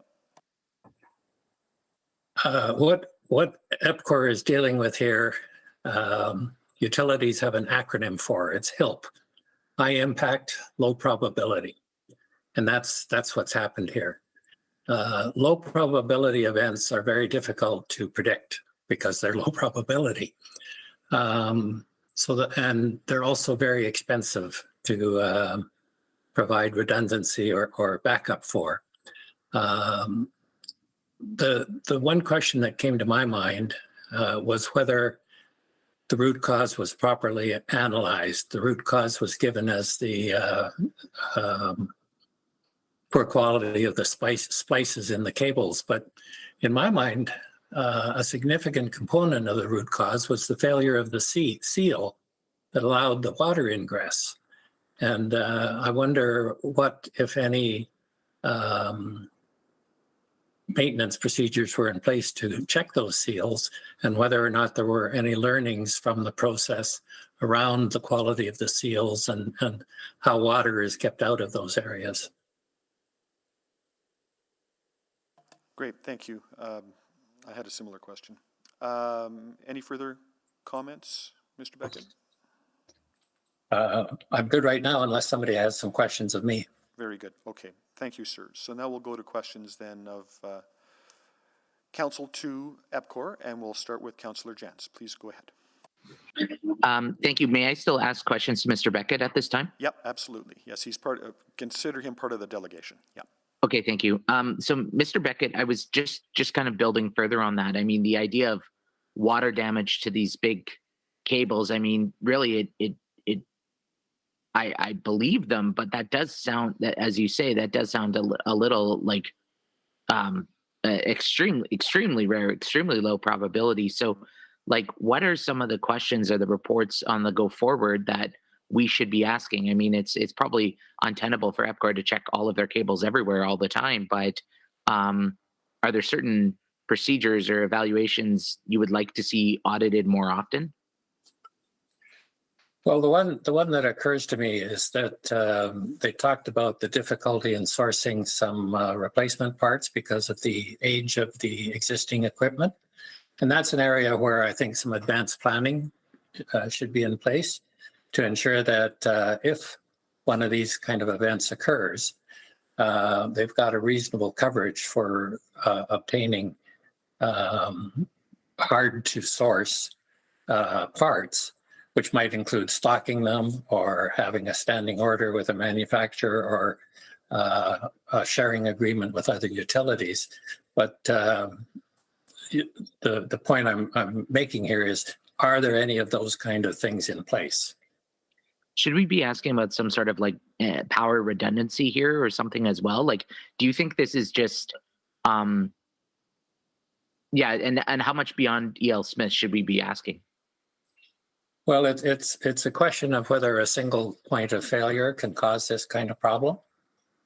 And because it's, as I said, it's a low probability event, it's very difficult to forecast all of the potential single points of failure. Usually these kind of outages aren't a result of just one problem. And in this case, it was the failure of the seal plus the uninsulated splice that seems to have been the major problem. So yeah, it's good to ask whether or not they're going through the scenarios to try and identify these kind of things, but the expectations have to be tempered a little bit by a recognition that this is a very difficult process. And you've been in your role for, I believe, eight years. Is that correct? As utility advisor? Yes. I think it's more than that. Okay. In your time, has the city of Edmonton, like cumulatively, have we been asking the right questions around these sorts of controls? I've certainly noticed an improvement in the quality of the questions that the utility committee presents to the utilities, because I think that the utilities are doing a much better job in presenting their business cases. So yes, I think it has improved. So if there's liability here per se, it's not sort of on the regulator side. This is just on the fluke chance of the site. Is that fair to say? Yeah, this is getting into an area of legal discussion. There's different kinds of liability. There's gross liability, those kind of things. Like, I guess what I'm trying to get at is, should we as the utility committee be asking for further detailed annualized or quarterly reporting on some of these fail safes and stopgaps, or are we confident that like we have the right processes in place, that EPCOR is doing due diligence on their deferred maintenance, risk management, etc.? So as a regulator, I think you should focus on the process to make sure that the process is underway and being followed, and not the details that arise from the process. And I guess, is our process sufficient now, or are there any changes we should add? I don't have any recommendations for changes to add. Okay, which I'll take as this process. I'm inferring then is sufficient. I think it's sufficient, yes. Okay, that's very helpful. Thank you. Yeah, I'll defer to my colleagues for the other questions. Thank you. Thank you. Councillor Paquette. Oh, thank you, Mr. Chair. So to the delegation, and this is something that is new to me, the interruptible rates, which Mr. Beckett referred to. Do we have that when it comes to EPCOR billing or EPCOR agreements with other customers? For regulatory and business planning. Can you hear me, Councillor Paquette? I can hear you. Okay. Saqib Chaudhary, Director of Regulatory. No, we do not have any interruptible rates. Okay. And in the aftermath of this event, do you see this as a one-off, or would you consider preparing for something in the future that included that kind of provision? We see this as a one-off, and to the comments made earlier by Martin, this is the first time this has happened in 25 years. It's a very unique situation. The other thing, my understanding in terms of the interruptible rates that's generally used in the electric industry to deal with short-term supply versus demand deficiencies. And in this situation, we were dealing with an emergency, and we needed to ensure that we maintain the system, provided safe potable water for essential services. So I think it's not something that we need to consider at this time. Okay. And the next question, obviously, this is from the folks who came out to speak.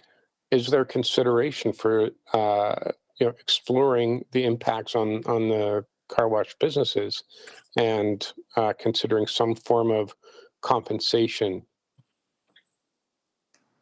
So we're open to feedback. However, as Mr. Beckett described, providing compensation for utility interruptions, whether it be for electric or water utilities, is not the norm. So no, that's not under consideration at this time. Okay. So, and just to follow up on that, because it seems to be that one industry was mostly, I'm trying to find a better word than targeted, but I think it's probably fair. Since one industry was mostly targeted, I mean, what are the thoughts of that going forward? Councillor Paquette, can I just correct something that it's been a misconception now for about an hour, which is one industry was targeted, one industry was impacted, one industry. If you go back to our presentation, if you go back to our presentation on slide 27, we presented a graph that showed a number of industries directly impacted, including very large water users that we got strong cooperation with, that curtailed their operations, making it unnecessary for us to take any enforcement measures against them. And that included, in particular, the brewery industry. And so it isn't just one industry. There was a number of industries that worked with us, and we targeted individual companies that were reasonable in number, that included car washes and laundromats, that we could individually contact. Now, I understand from the speakers here today that we could have done a better job in that contacting. We totally take that feedback, and we're happy to work with them to discuss how we could improve that communication. No question. But it was a number of industries that were impacted and a number of industries that curtailed use across the region. And so I'd like to just correct that, because it isn't just one group that was impacted. When it came down to discussing what was essential and non-essential, I think Martin Kennedy outlined our decision-making process there, which again is up for discussion and debate, but is very aligned with what you typically see in other jurisdictions. And so that's our decision-making process. If I could just clarify that.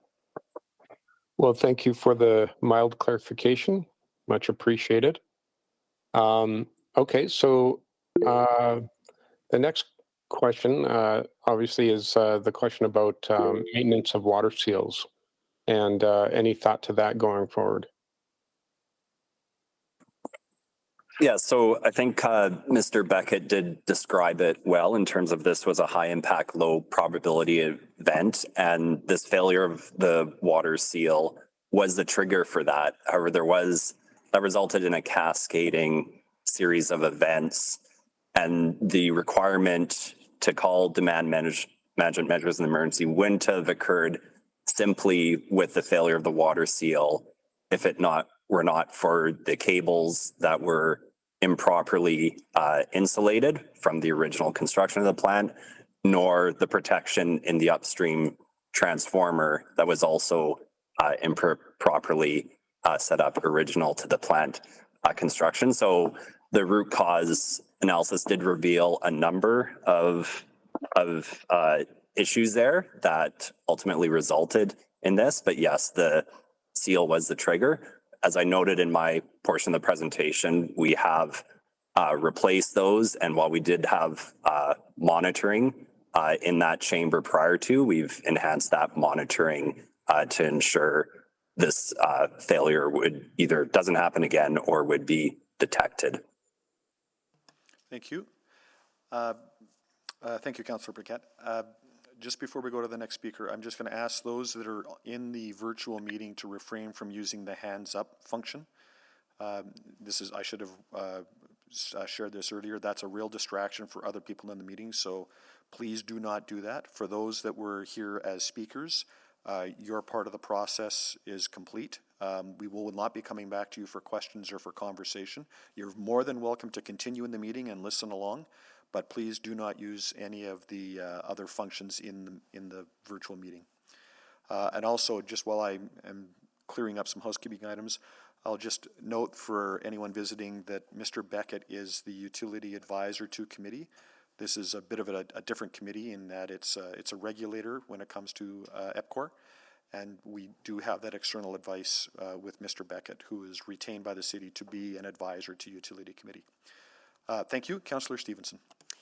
Thank you very much, and thank you to our delegation today. It was a very thorough presentation, which I really appreciate, and just want to touch on a few of the really successful pieces. I think the broad awareness is something to be commended, and a real positive that came out of this. I think obviously today we heard some of the challenges that were created. Wondering what, I did really take the point around the businesses lacking clarity about whether they're essential or not, how that was developed. I think that, as we face more extreme weather, these types of incidents may become more common. So just wondering, again, you've said that you're open to some feedback for moving forward. Is there an opportunity to do some of that joint planning, that discussion, looking at how different businesses are classified as essential and non-essential? Councillor Stevenson, I might answer maybe part of maybe an opportunity in the communication space, and then defer to Frank or Sakib on the classification part of your question. I think we see in the protocols specific groups of customers that today we reached out to by phone. We heard from some of the speakers. Of course, you might be number 1 on the list, you might be number 20, you might be number 200, and that can create some lag time. So something our team is certainly looking at is if we can get customer consent to use their emails or phone numbers in this way, we might be able with some customer classes to establish a text or email or other sort of automated simultaneous notification of small groups of customers, 50, 200, that amount that would provide, as long as they see the notification, a more timely, simultaneous experience for all of them. The question of classification, I'll turn back over to the panel, though. Yeah, thanks, Martin. And as I said, we obviously tried to do our best with the communication. Our intent here was not to confuse the issue. We needed a demand response. And so we are very willing to discuss with the speakers and with the industry as a whole if they want to engage us around how we could have done that better. That's totally fair comments. I really appreciated your comments today around, from our perspective, it wasn't clear. We thought it was a a fake phone call. We didn't quite know how to respond to it. Those are all valid concerns, and we are more than willing to figure out a way to try to improve that going forward. And so maybe we perhaps set something up separate to this meeting to have that conversation along with some of the other issues that you raised in terms of how you would propose to address this going forward. Hey, thank you for that. It seemed to, would there also be space to talk about, I thought that was interesting, just around the different points at which insurance kicks in. So if the water is actually shut off, it seemed like insurance kicked in. Is that also something that EPCOR would be willing to discuss with the stakeholders, just to understand how some of the risk mitigation measures that businesses may have in place can be supported by our actions? Thank you, Councillor Stevenson. It's Susan Ansell here. It was very interesting to hear the comments from through the speakers of what they were hearing from their insurers. As you're aware, as part of our stormwater strategy, we have a very strong relationship with Insurance Bureau of Canada and other insurer groups in terms of looking at approaches for flood mitigation. So definitely I'll be following up with them to see in terms of the messaging and how we can better coordinate the understanding on the insurance space. Great, thank you so much for that. I think that's very welcome. I, as you know, have worry around our two-day reservoir, and I'll have a series of questions I'll probably have to come back around to. You know, again, appreciating that we are, you know, EPCOR is absolutely in line with existing guidelines. I'm just curious if we know when those guidelines were developed. Thank you, Councillor Stevenson. The design and the guidelines from the province, I think, were last updated in 2005, but they reflect industry standard across all of North America. The province has not initiated a review period since the last round of designing standard guidelines. From EPCOR's perspective, we look at multiple different scenarios, which is why we have a higher percentage at the 2.5 days. Great. In our storage. I'll come back with some more questions on scenarios. Thank you so much. Thank you. Mayor Sohi? Yeah, thank you so much to just folks to EPCOR, at EPCOR, sorry. So you heard from the speakers. So moving forward, just want to make sure that I understand that there will be engagement to understand what worked, what didn't work, and how we can improve the process, and how, if possible, the future burden in the future can be shared more equitably or reasonably. Yeah, we're going to reach out, Mayor Sohi, and see if there's interest in meeting with us to discuss this further. Okay, got it. But I think that's one of the things that we heard from speakers, that they want to engage and figure out a better way. So can you also clarify to me that you asked other industry to curtail the use? So what is the difference between curtailment and outright ban? Right? I think there's a little clarity I need on that. Were any industry faced outright ban? Yeah, it is an important distinction, Mayor Sohi. There were many industries, and certainly direct outreach to the 25 largest water customers in the city, who made significant curtailment. What that looks like in an individual business might be different, whether their use is only or mainly non-essential water use, or whether it's a mix of essential and non-essential water use. Mm-hmm.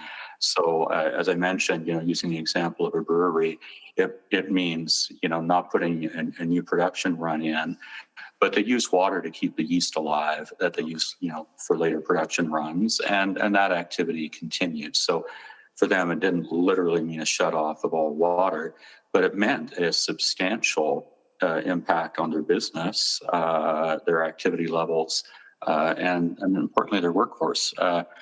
So there is a distinction there, and businesses that are operating primarily or exclusively in the non-essential use of water, by the definition I described earlier, for them it did essentially mean a full shutdown, and that's a real impact of those businesses and those workers. But so that use of curtailment we tend to use when talking about businesses that have a mix of different types of water uses. Got it. And if I understand that curtailment also led to impact on businesses, and absolutely, like if you compensate one business, then you probably have to compensate other businesses. I think that's what I'm understanding. There's a greater risk of like how you determine who gets compensation or not. Yeah, I think I'd also highlight, Mayor, that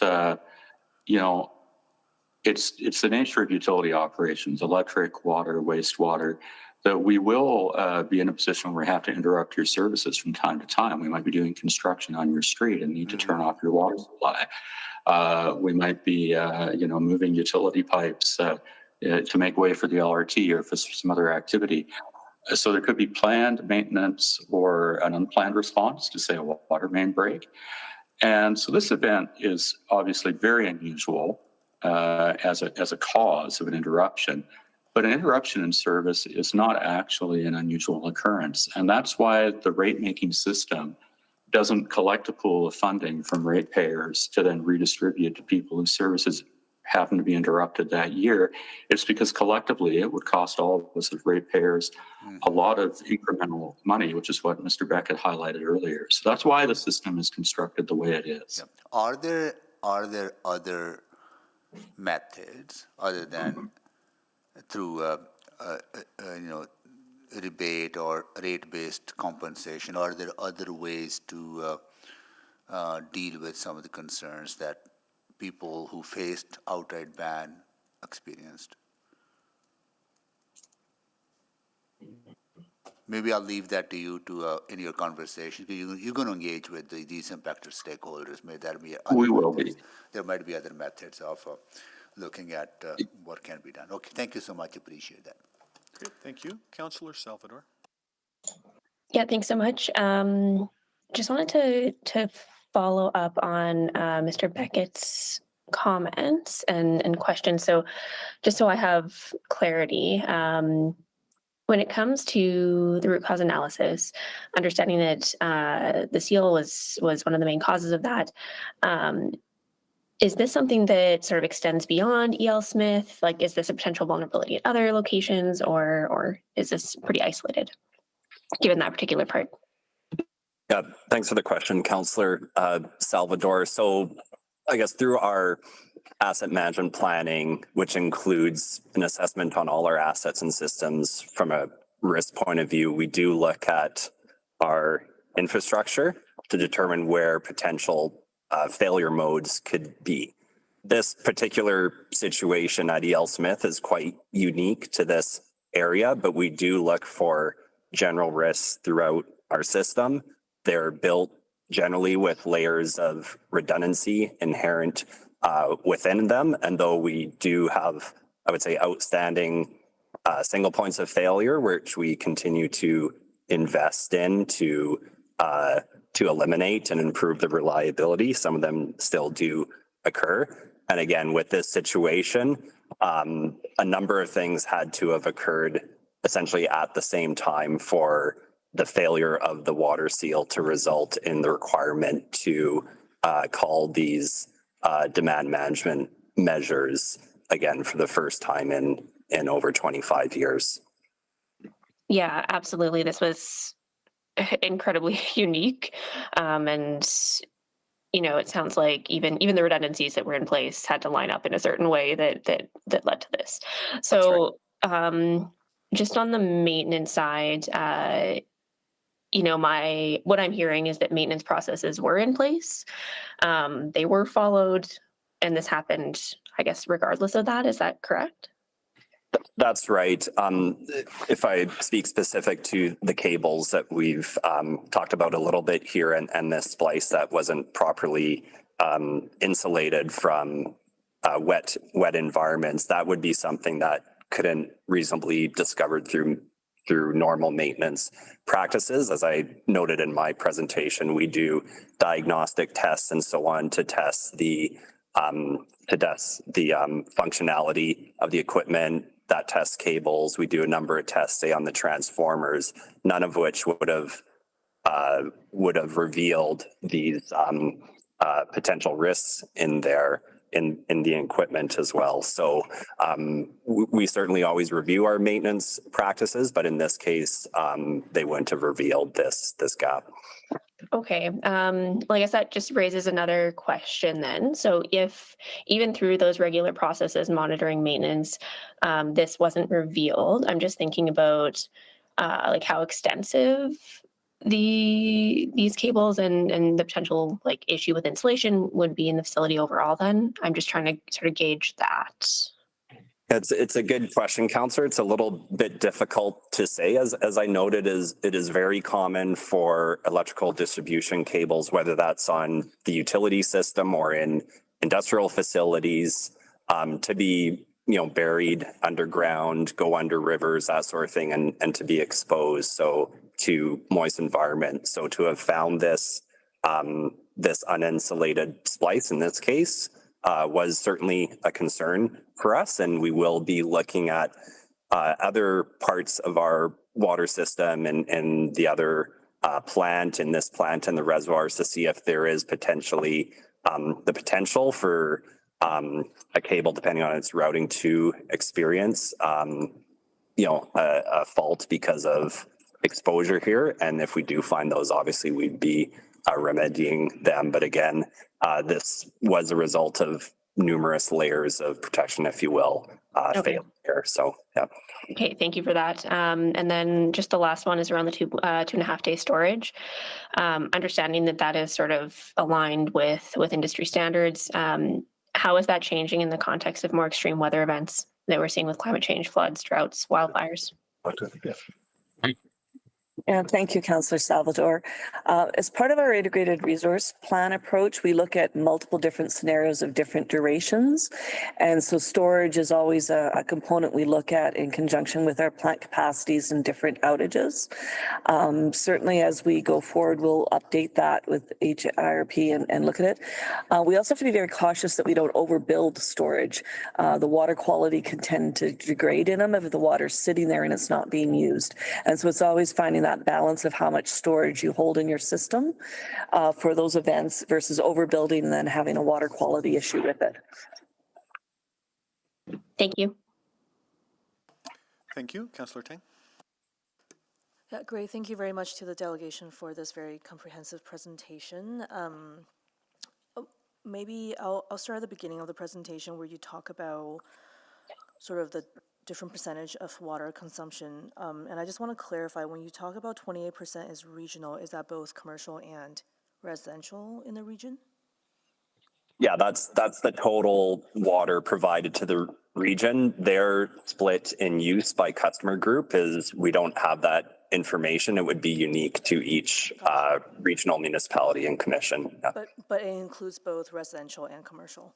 Yes, it's total, yes. Right. I guess when I was looking at the slide, one, I think I was confused because the numbers don't add up to 100, but the bulk of the usage is in residential, if you also take into account how much is in the region. But I was curious because so much of the restriction was really happening on the commercial level. And I'm wondering, do you think there's anything more we could have done to kind of encourage the more restricted use at the residential level? Yeah, so maybe a couple of comments and I'll turn over to Martin. It's not like we were not encouraging residents to reduce their usage. There was a lot of, as you saw in our communication plan, mass appeal to that. But for us to contact each of those customers individually, it would have been close to 300,000 individual calls. And so the consumption per customer plays into it. But Martin, I'll let you comment on that. Yeah, no, I would just say, Councillor Tang, that the key there is really that there was a large amount of participation on the residential customer front, as well as the commercial front. And that chart was really more about indicating how it shows different communication channels to reach those different audiences rather than the nature of the appeal. And I don't know if that's helpful. yeah, no, I mean, that's kind of what I figure is more also like the ease of reaching everyone. And then I guess I'm just wondering for your demand, like the 3-tier demand measures, when was the last time you issued a level C? A level C hasn't been issued since the 1990s. Wow. So whereas a level B voluntary appeal is a reasonably common occurrence in the summer months. And I'd also distinguish, because we do have a bit of confusion around Edmonton versus the region, that regional customer groups at different times, because of their own systems that they use to store and distribute to water in their networks, sometimes do their own appeals, but those are just for their regions and their customers, not for everybody else. And I guess I'm wondering, do you feel with incidents like this and the greater likelihood of extreme weather in the future, as my colleagues have commented, does it warrant higher tiers of demand measures beyond level C? Is that in conversation with your teams? Councillor Tang, Susan Ansell here. Yes, absolutely. That will be part of our review of the demand management measures. As was mentioned in the earlier presentation from Martin, these were originally created primarily for the hot summer periods, and a lot of the protocols and approaches are focused on reducing lawn watering as the primary objective. But understanding as we go forward, in our IRP, we look at 55 different scenarios over 4 seasons, and so we will look at all of those again and also apply the climate lens to them. Yeah. And I think one speaker commented on kind of the need for that overall water conservation education for the public, and I think perhaps that's part of this too. I guess a question to Mr. Beckett, very interesting point you made about interrupted rate, and then you said this is specific to in the electricity sector, right? Well, I'm familiar with it in the electricity sector. There may be a similar mechanism for natural gas as well, but I'm not sure. And then are you aware of any in the water utility space, perhaps other jurisdictions? No, not at all. None at all. Okay, great. Those are my questions. And I'm also pleased to hear about your EPCOR's openness for some of those conversations, because it sounds like there's lots of great feedback to improve the process. Thank you, Mr. Chair. Great, thank you. I'll take my turn now.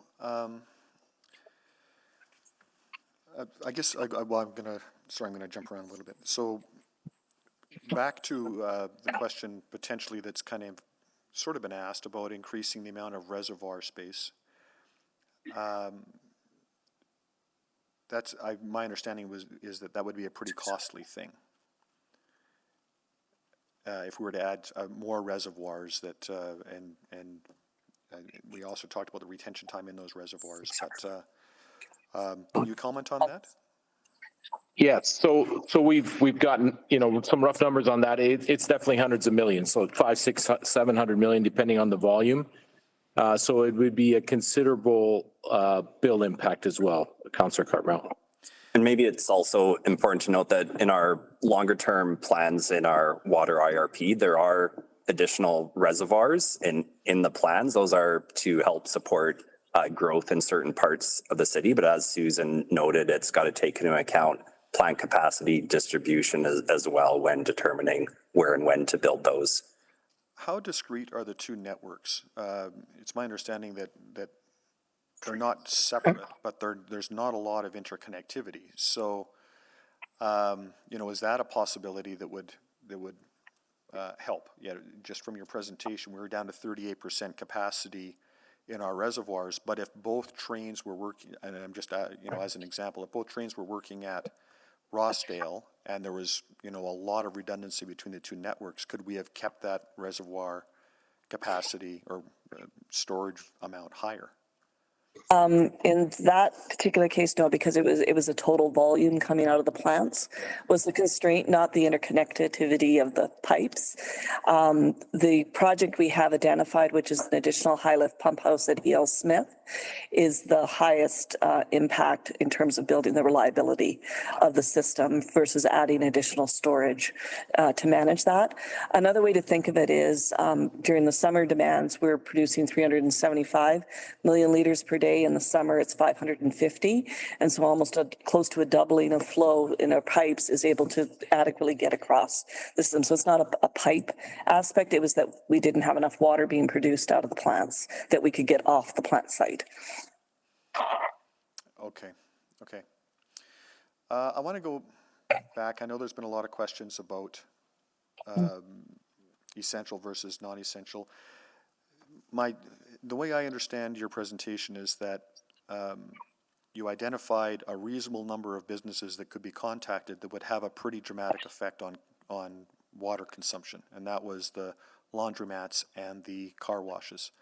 But we did hear a little bit from our guests that they don't necessarily consume as much water as may be perceived. So is that data informed? And how frequently do you break down what the big consumers of our water are? Yes, so I'll answer that again. So we have within our billing system, the customers aggregated by the North American Industry Classification Codes. So we are able to review consumption by sector.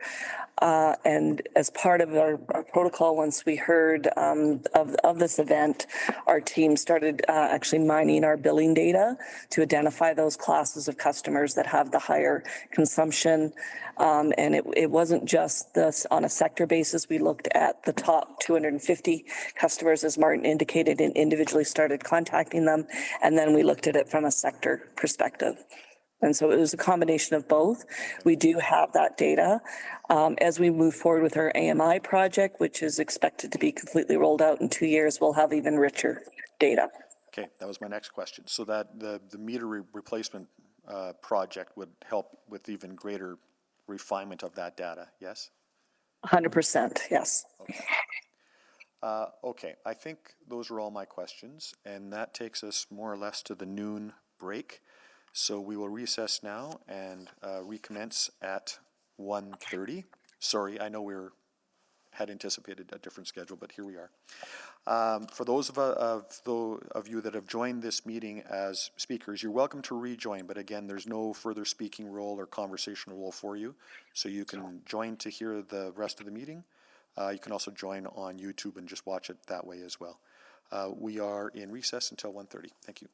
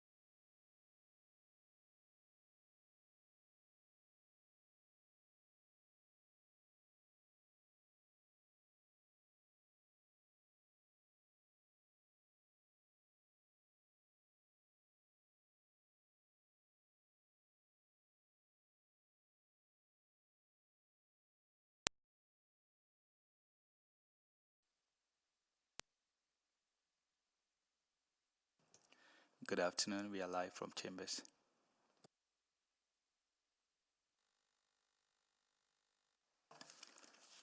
Good afternoon.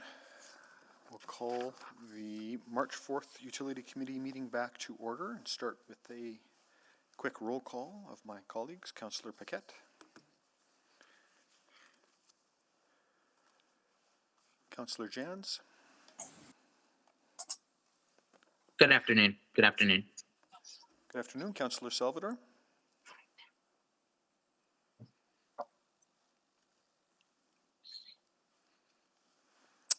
Councillor Stevenson is here. Good afternoon. Councillor Tang. Good afternoon. Good afternoon. Just circle back to Councillor Paquette. Or Councillor Salvador. I don't know, so not sure what quorum is for utility. Are we okay? Yes, I can count 4, so we have quorum. I'm here, Councillor. Oh, okay, there we go. All right. I'll just see if there's some of our other colleagues here too, just quickly. Councillor Rice. Good afternoon. Good afternoon. Councillor Wright. Good afternoon. Good afternoon. Councillor Principe. Hello. Hello. Very good. We'll go back to questions of our delegation, and we'll go next to Councillor Rice. Thank you, Mr. Chair. So thank you very much, and for the APCO provide the great presentation. Lots of good information there, and also this conversation and brought up many good questions and from my colleagues. I just want to look at it from regulator perspective. There are 2 follow-up questions.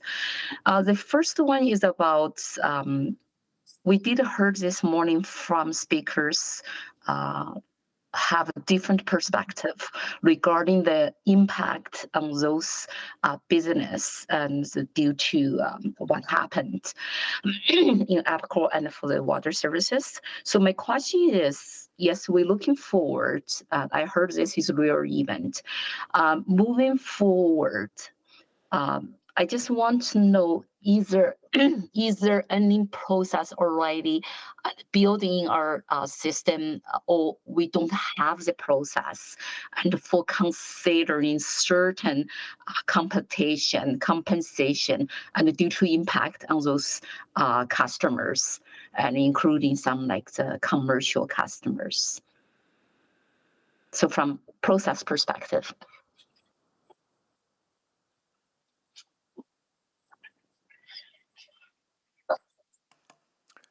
So, Councillor Rice, who are you directing your question to?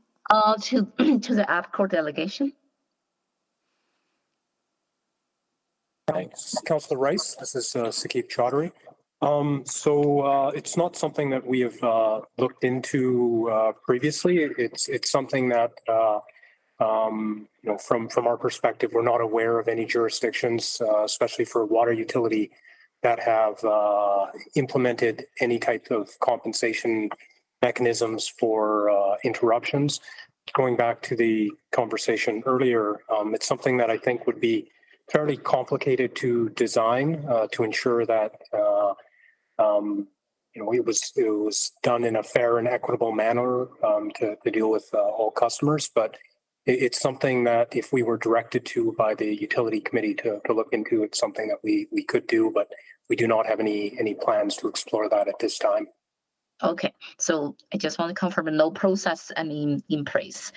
Thank you for that answer. That's his question 1. And question 2 is for the ongoing maintenance practice and for the water pipe monitoring. So I do say, and we have moving forward actions to take, and in terms of 1 water cycle review long-term goal, and also we have the demand management measures. So can you describe a little bit more and then how we can emphasize certain practice to make sure and in the future, I know this is a rare event and will not happen often, but from that prevention perspective and how we can make sure this will not happen, if it happen, and what type of improvement we could do and in the response to this type of things.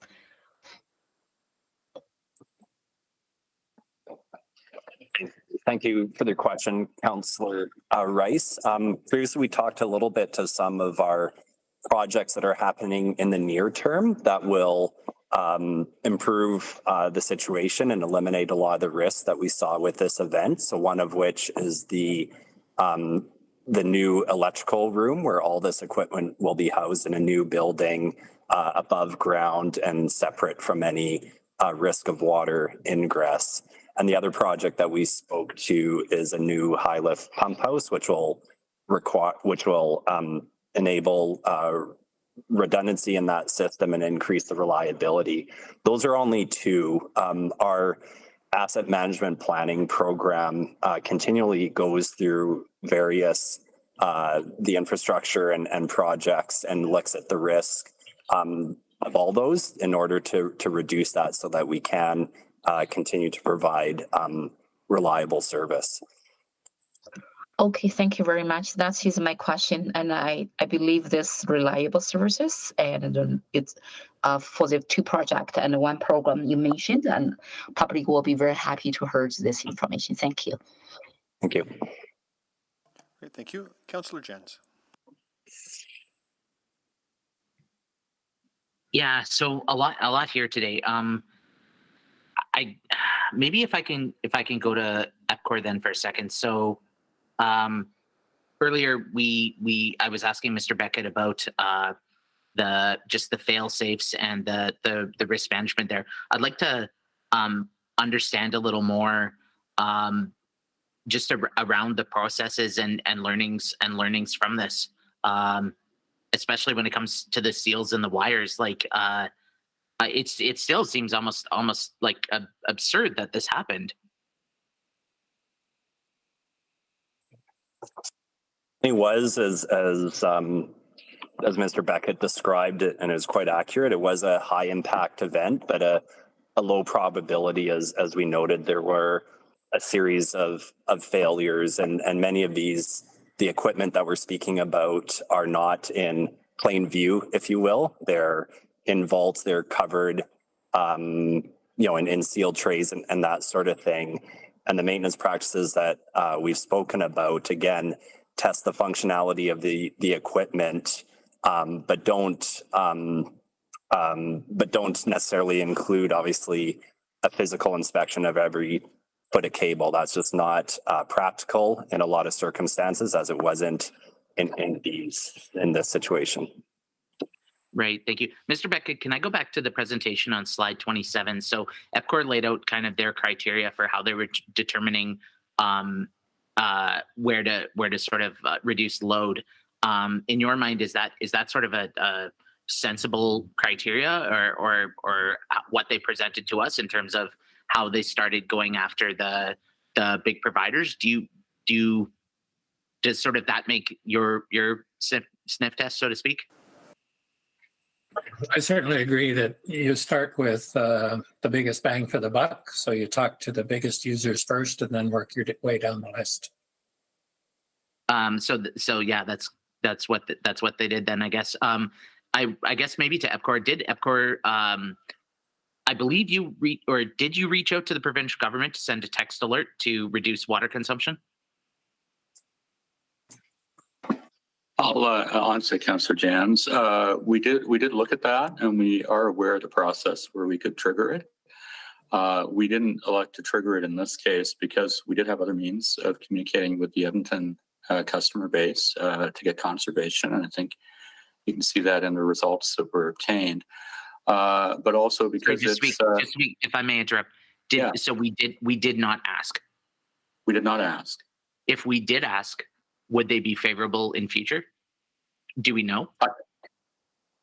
Well, that would be quite speculative. I think, if we were in a situation of needing to protect life and property. So if I could use a hypothetical, a boil water advisory, heaven forbid, I would be very surprised if the answer was negative. It would be very much in line with how that system is used today for other emergencies. So no one else has used this yet for a similar instance?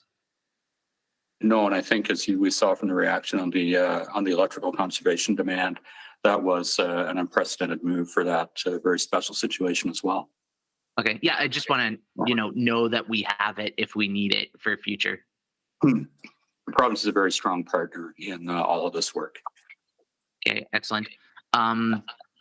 So then I guess what is the process from here after today? Like, do we need a policy review to come back to a future utility committee meeting, kind of codifying how shutdowns will be handled in the future, or like what?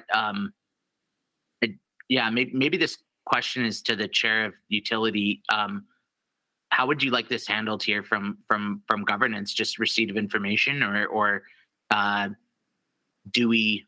is there subsequent work that we need to see on a future meeting?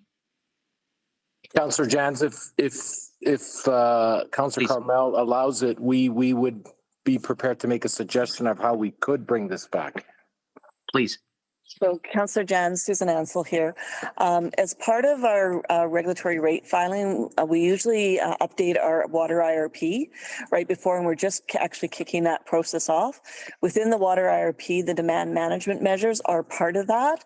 And we typically come to council prior to our rates filing to present the water IRP. And so we could make demand management a focus in particular in that standard process that we have with utility committee. Thank you. Okay, thank you. Councillor Stevenson.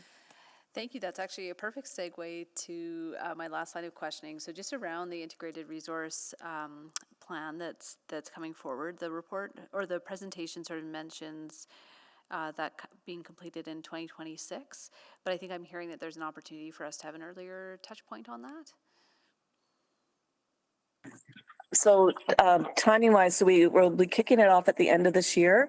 It usually takes about a year of us doing various analytics on the watershed, the climate scenarios, the treatment plant capacities. And so it's in mid 26 is when we would have a document that's pulled all the pieces together.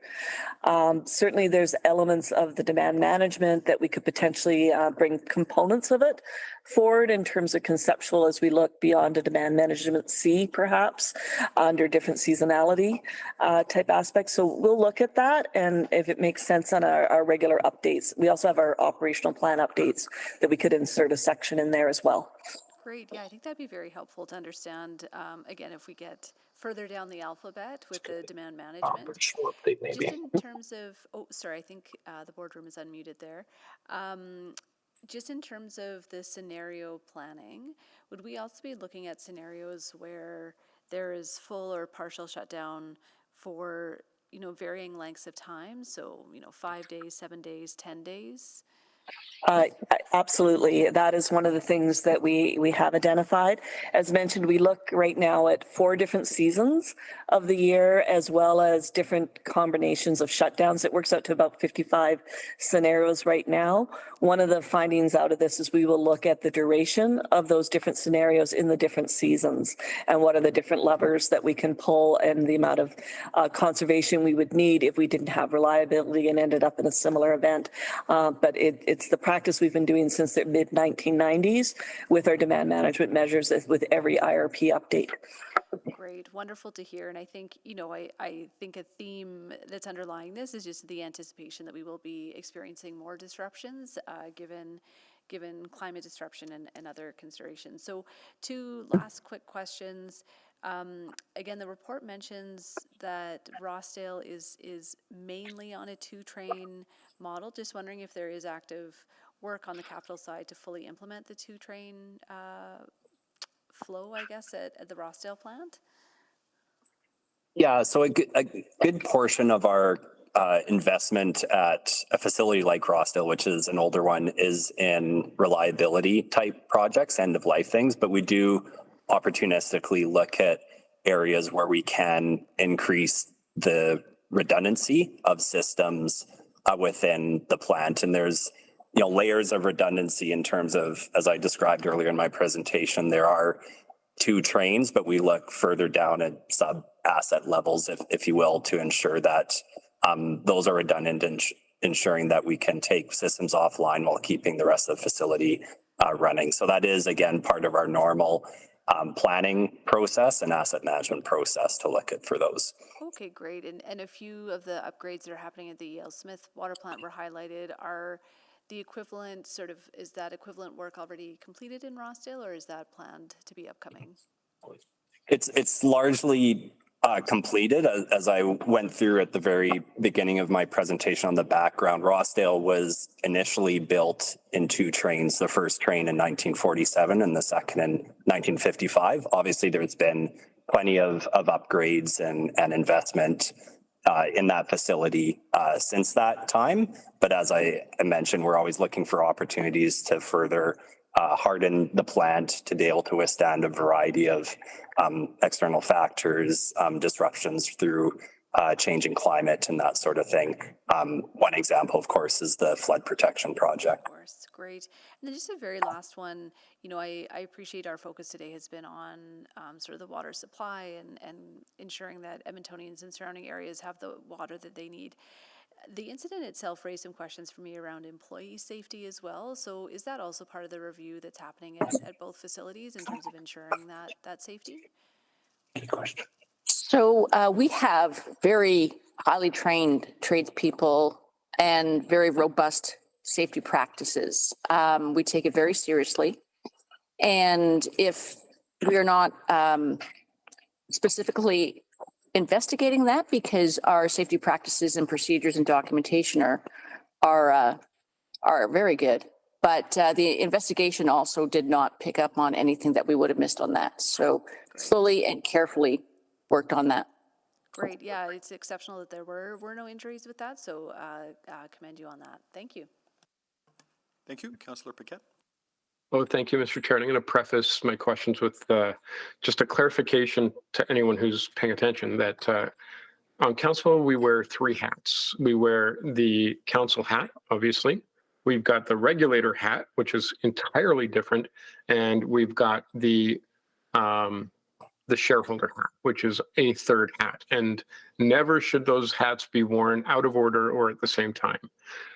So the reason I preface that is because I've got a number of questions that have to do with some of the questions around what is essential, non-essential, and compensation. So the first question would be, as far as regulator, Mr. Beckett, as far as I understand it, our role on council, if we wanted to determine what is essential and non-essential, that would have to be some work done by EPCOR and taken to the AUC and then brought to us. Is that correct? Is that the correct line? If it's just for the city of Edmonton, I don't think it has to go to the AUC. Okay, so if it's just the city of Edmonton, what would that look like?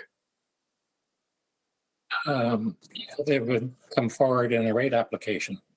Okay, so EPCOR would bring it forward, and then so we wouldn't have to involve the AUC. It could just be EPCOR to regulator. That's correct. Okay, great. Thank you. That's clarified now. So that's how we would determine that. And EPCOR, I think, is probably going to go back and do that work. Now, when it comes to compensation, and I don't know if anyone from administration is in the house, but council has to look at EPCOR as a separate standalone business, and the relationship between that standalone business and the customer, those are outside of council purview, as far as I understand that. Is there anyone from administration who can answer that? Councillor Paquette, it's Nancy Jacobson. You are correct. Your relationship with EPCOR as shareholder is different from your relationship with EPCOR as council. Right. So if council, it would be like council looking at any other business and customer relationship. And if there was a question about council compensating the customer, that would be an inappropriate thing for council to intervene on. And especially if we did, would open council up to enormous amounts of claims, legitimate or not, which would basically blow our budget out in legal costs. Is that right? Yes, we would not want to blur the lines between your shareholder responsibilities and then your fiduciary duties to the city versus your fiduciary duties to the corporation. Right. So then we move to shareholder, and the question is it appropriate or even legal for the shareholder to intervene in the business customer relationship when it comes to what is essentially a legal claim? Or should that be something that plays out through the legal channels? In essence, that should be something that should go to a shareholder meeting to have a conversation at that point.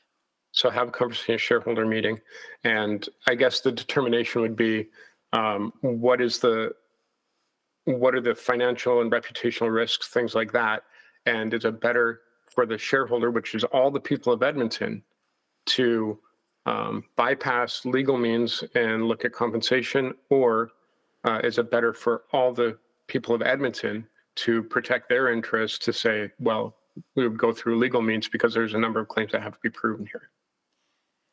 I don't want to go too far down in terms of. Yeah, I don't want to, but just in general, like let's talk, theoretically on that one. Theoretically, you want to keep those lines very different from what you are doing as the shareholder of a for-profit corporation versus what you do as council, as the governing body of the city. Yeah, I just wanted to unpack that and clarify it because these things can get a little bit mixed up. And to that extent, I understand that there's potential subsequent motions and potential work suggested by EPCOR, so I'll leave it at that. Thank you, Mr. Chair. Great, thank you. So I just want to clear that up, from a process perspective, and what I mean by that is the suggestion from EPCOR for additional work. And so I'm not quite sure I fully understood the comments earlier. So we have the IRP that's coming ahead of the rate filing. So remind us when the rate filing is scheduled for? So there are two rate filings that we're talking about. The first one is coming on the wastewater side in a couple of months, Councillor Cartmel, but that is just the wastewater treatment, i.e. drainage, and GOBAR, and drainage, wastewater collection. We are looking to bring forward the water application integrated with the wastewater side in 2026. Right. But somewhere in there, in that time period, we have a couple of opportunities, as Susan indicated. One is our IRP, where we can talk about demand measures, the different types of demand measures and how we're going to classify the various uses. Or we could also bring it forward at annual operations report if one or the other makes sense. So we can certainly work in that continuum of possibilities. And that's essentially going to be almost an infrastructure plan, is that right? The IRP, like it speaks to usages and demands, but it also speaks to the infrastructure investments or the infrastructure plan that meets those demands. Is that fair to say? Yeah, in a long-term sense, but maybe I'll have Susan talk to it. Yeah, that's correct, Councillor Cartmel. Similar to the wastewater and the stormwater IRP, we look at both capital and operational components. We look at growth rates of how we integrate with city plan. We look at other regulatory issues. Is there new water quality standards, for example, coming through? Basically pull the whole thing together, look at it from a risk lens and a customer service lens, and then that informs the types of projects and initiatives that will be put into the PBR actual rate filing. Right. Okay. So if we wanted to have a conversation earlier than that, then do you need a motion for us to ask you to bring something back to an operational conversation? And I'm presuming there would be one later this year. Yeah, I don't think we need a motion. We do regular operational reporting anyway, and so we always are trying to figure out what topic to feature in it. And so this would be, I think, appropriate topic for us to feature in. So that could come later this year then? Either later this year, or we also do the January operations report. We do 2 a year. It might be too soon for the earlier one, but probably the January one next year. And as part of that then, I thought I heard a pledge from EPCOR to speak with some of the users that were present earlier today, perhaps some of the other customers that you've had feedback from and had conversations with. Would you be able to bring a report back on that, or at least some reporting back? Sorry.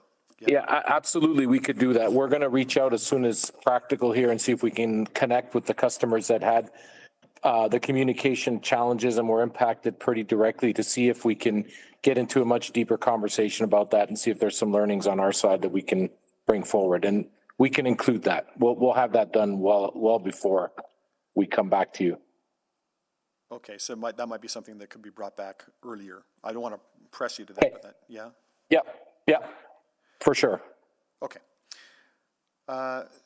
Then I just want to go back to an earlier comment. So we have our severe water shortage plan, and I believe I heard that we have 55 scenarios that that EPCOR analyzes, and some of that's seasonal, some of that's demand, some of that's failure potentials and modeling. Is that fair to say? Do I have that right? Yes, that is correct. And so are we talking about adding a scenario or adding a series of scenarios, or? I think we probably have all the scenarios identified because the scenario is in here. What I do want to look at is the durations that we assumed on them. And so that's the main part, is looking at, okay, we've assumed primarily a 5-day or a 10-day scenario, certainly as we talk about drought, or if we talk about this was a fairly significant event, going a little bit deeper if we had something beyond the 5 days, which this event had potential to be, understanding those protocols and the different customers that we have in there. Also understanding with our AMI rollout, we're going to have richer customer data, which will help us to be a little bit more in depth in our analysis of our abilities and consumption of customers versus our monthly data we have right now. Okay. I might have one or two more questions. I don't see anybody else on the board, but I'm not sure I can see the whole board.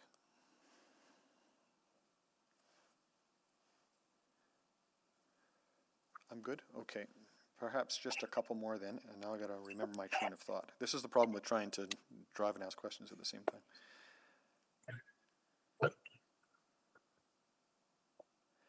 That was the piece then.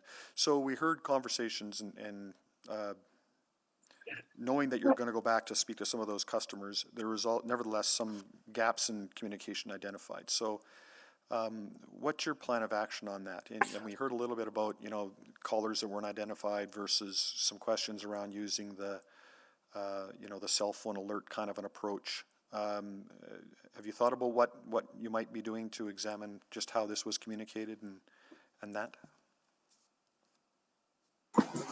Yeah, Councillor Cartmel, we have started our own process on that, but what I would really value is actually speaking directly to the customers who spoke here today, as well as other ones who didn't, and get their suggestions also about what works for their businesses and their needs, because we can adapt our processes to what would work best for most of those customers. I have heard, and in fact, just in speaking to media over the lunch break, heard somewhat anecdotally, but somewhat universally, that people felt like they didn't know where this came from, that they weren't informed. Going back to your chart and the presentation, you used, it seemed, all channels to attempt to communicate. And you do have some data on how much uptake you had, but do you have any data on how quickly people found themselves aware? I think you did. Yeah, it was actually 55% of people who were able to say when, who recalled the ban, and who were able to recall the day they first heard about it. 55%, I believe, were on the Monday. Most of the rest were by the Tuesday, and then there was a good chunk of people who couldn't remember which day they heard about it. So it did seem to get through within that first 12 hours, and definitely the first 24 to the vast majority of the general public. But their manner of hearing about that could be direct through one of those channels, and it can be indirect because someone is telling them about it. Right. So, is there? Right. How do we feel about that? Like, is most people within 24 hours enough, or should we have most people within 4 or 6? I just don't know. Is there metrics available? Well, for where we were trying to get to on demand C, which is conservation greater than 5% up to 10%, we were there really within that first day, and it's that mix of direct one-on-one communication and then the mass. I think to Susan's point about looking at events of longer duration, looking at the possibility that we may be for the future proofing against a drought and other circumstances. We might need a D or an E or an F. We do need to look at what tools we could add to the toolbox.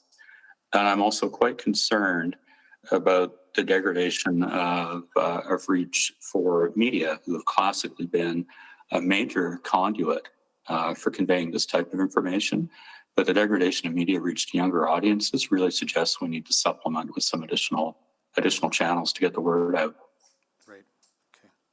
Okay. Okay, those are all my questions, and I don't think I see any more. So I can move the recommendation. I can move the motion, unless anybody else wants to. I'm just looking it up. And that would be that the March 4th, 2024 EPCOR Water Services Incorporated Verbal Report EXT 02344 be received for information.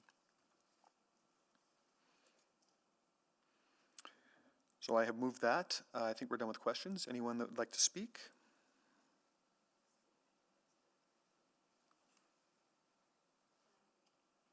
Councillor Stevenson? I think the vote is up. Sorry, if the clerk could pull the vote.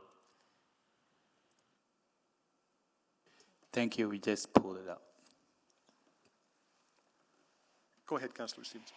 Thank you very much. I just want to make a few brief remarks to say thank you to the team at EPCOR, both for the actions that were taken during this emergency. I think it was handled, the practicality in terms of ensuring that Edmontonians in the region had the water that they needed over the course of that major disruption with high impact and low probability. Really appreciate all the work that happened there. Also really appreciate you being here with us today and going through this for our understanding and also for all Edmontonians' understanding. I think today was a really constructive conversation in terms of identifying areas for improvement moving forward. I'm also pleased to hear about the ongoing scenario work that's happening, because unfortunately I think that events like this, again, not maybe the same root causes or the same reason, but I think we are going to see increasing impacts to our water supply and disruptions in those processes. So I look forward to further updates as the work continues around some of the demand management approaches that can be taken. And really appreciate the really detailed work that's going into the integrated resource planning as well. Looking at those longer stretches of time, I think is critically important in ensuring that we are safeguarding what is fundamentally the most important service that our city has. So thank you very much again to everyone who's involved, and thanks again to our speakers for sharing their insights today. Great, thank you. Councillor Chance. Councillor Stevenson said it all. I took myself off the board. Very good. Anybody else? Well, I'll just quickly add my 2 cents worth. I really appreciate the report today, and we didn't really touch on that. About this, focused on a few of the other aspects, but I'll say it again. I've said it privately to the folks from EPCOR, but I find it frankly remarkable that we were able to recover from this so quickly.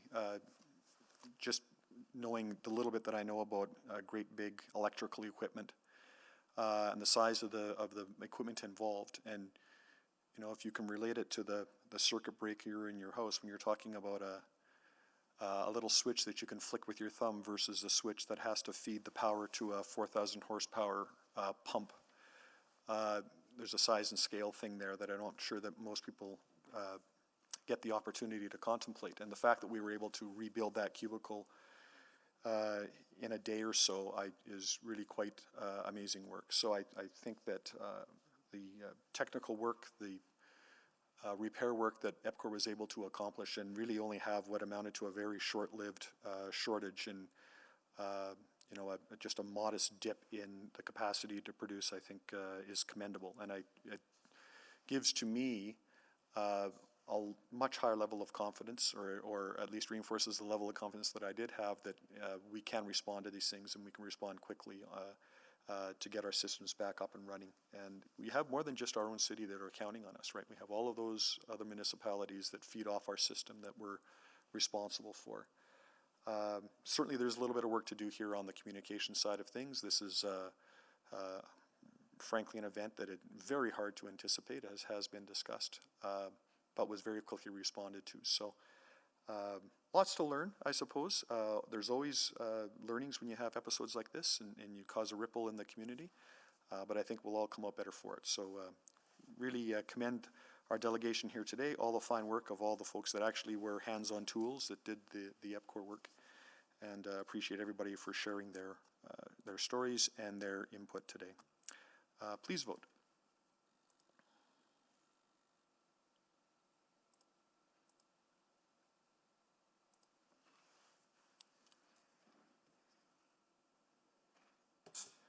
We have all the vote. Please display the vote. And that is carried. Very good. Thanks very much again to our delegation. We'll now move to item 7.2, single source request, Quality One Training and Support, Inc. And we have a quick presentation if we want to start off with that. Yeah, that would be great. Please proceed, Mr. Robar. Great. So joining me today is Dennis Jubenville, the branch manager of Waste Services. We have Kathy Cote, general manager of Quality One, and Jennifer Schmid, the director of procurement, also on the call. We're here today to recommend the approval of a single source contract between the city and Quality One to continue in providing essential waste management services at the Edmonton Waste Management Center. I'll pass it over to Dennis, who will start the presentation. Thanks, Eddie. Quality One is a non-profit organization that has collaborated with the city since 2009 to provide general waste sorting and processing equipment cleaning services at the Edmonton Waste Management Center, known as the EWMC. Quality One's employees sort waste, dispose of hazardous materials, perform basic maintenance and upkeep on EWMC equipment, and assist with waste characterization studies. Next slide. Quality One's mission is to provide vocational opportunities to individuals facing barriers to employment, including those of equity-deserving communities. Quality One supports its workforce beyond simply providing a job. They provide personal and professional development to their staff on an ongoing basis and compensate their staff with a living wage and benefit packages. Quality One is also a liaison between employees and external physical and mental health supports that allow them to sustain employment and thrive in their positions. Next slide. To provide more insight into the work and the value of Quality One, we would like to play a short clip for you today.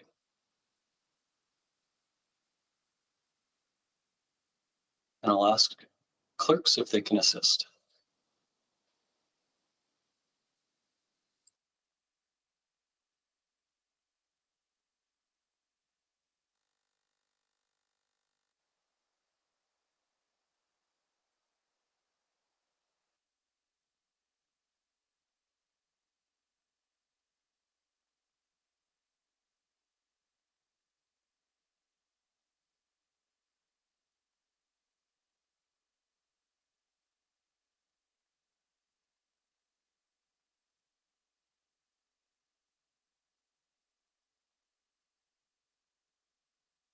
That I did.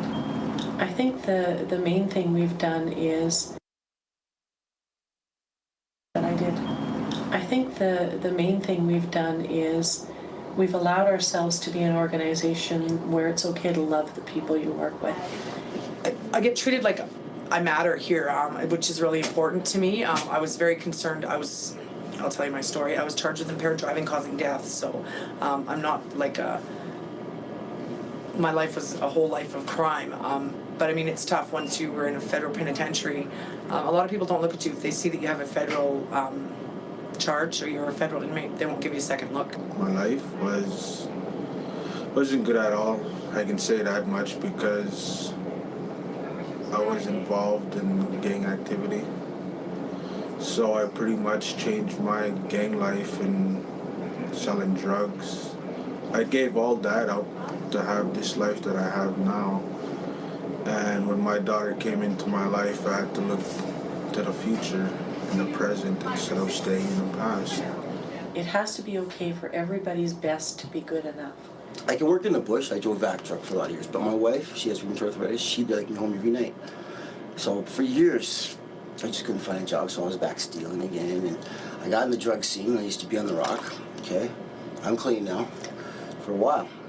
I don't crave it no more. But anyway, case point, this place gave me a chance.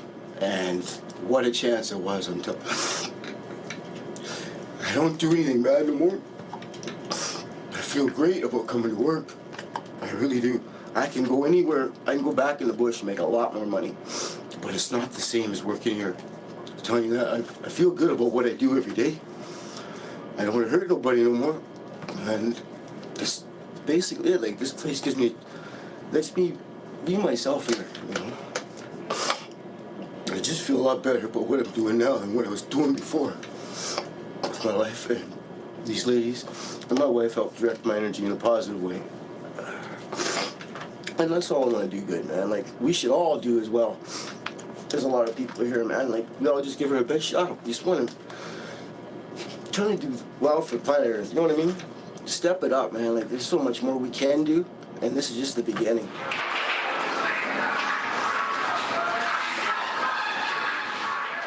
I always have bread and peanut butter and jam and things available, so if they come in the morning and they want some toast, there's toast for them. If they come and they don't have a lunch, I've got lots of food around for them to have a lunch. We provide a bus for them from a particular point in the city that's easy to get to, so that there's no excuse not to get to work. So we try and take away those things and take away some of the worry for them and take away some of the things that are really things that they may not be able to control for. We have a lot of hugging going on. We've got some guys who say they've never had people care about them the way we do. And if you watch the dynamics among all of our people, you'll see really interesting friendships forming where previously those people would never even have spoken to each other. With all the different people that work here and all their different backgrounds, Trevor said best, I'm surprised that, that with all the different backgrounds, all different personalities, how we're able to get along well together. I didn't like it for the first month until I forced myself to keep working because I have to support myself and my daughter, right? So until I started realizing how good the people were here, and it just made me feel like I was wanted at this place, Put a little effort in and you'll see it. You want to put more and more in every day. And that's how I feel. Like, I get up every morning feeling good. I can't wait to get to work. My days off, I want to know what's happening here. I'm concerned about this place, really. Because it's a great process what goes on here, man. Like, they're giving people chances. People like myself that can't get a job, And they give me so many chances, man. They went through a lot with me, man. And this is what it's become now. Like, I don't steal no more, man. Like, before, I couldn't walk in a store without stealing something, straight up. And even when I had, like, now I've always got money. And even when I don't have money, I can still walk in a store and I don't have to steal. Like, before, it was just, I don't know what it was. But now, I just don't, straight up. And it's thanks to Kathy and Janet, who's the one that hired me. But they give me the chance to be a better man. And that's all I want to do. Okay? We good? Yeah. Thank you. If we can pause the video, we'll go to the next slide. That I did. I think. So again, that just speaks to the value this organization is doing for a lot of individuals within our nation, our city. So to go into the proposed contract details. So this proposed contract is structured to benefit both Waste Services and Quality One. The initial 5-year term is for $22 million with a 5-year term following for up to $25 million. We say up to because the option term can be broken down to 2 2-year and 1 final year extension upon city manager approval. The contract is designed to be flexible, allowing for adjustments in payments based on actual staffing needs and operational demands at the EWMC. This means if there are changes in the workforce or the volume of waste processing required, the payments to Quality One will be adjusted accordingly, ensuring fairness and efficiency in the contract's execution. Each day there are 2 shifts, with at least 20 employees working each shift. However, the exact number of employees per shift can vary to meet operational requirements.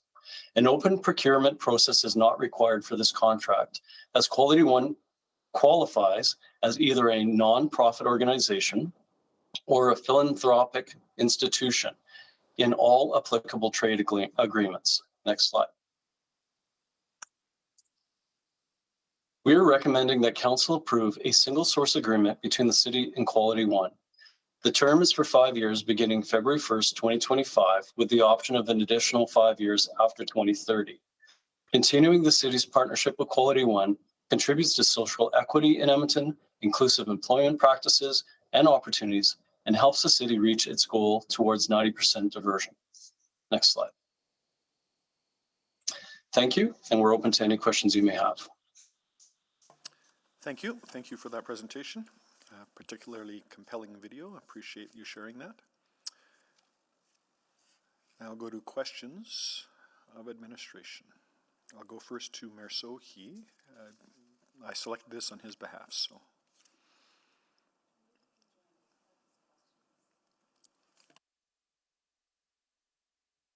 Oh, okay. Councillor Tang. Great. Thank you very much for that presentation.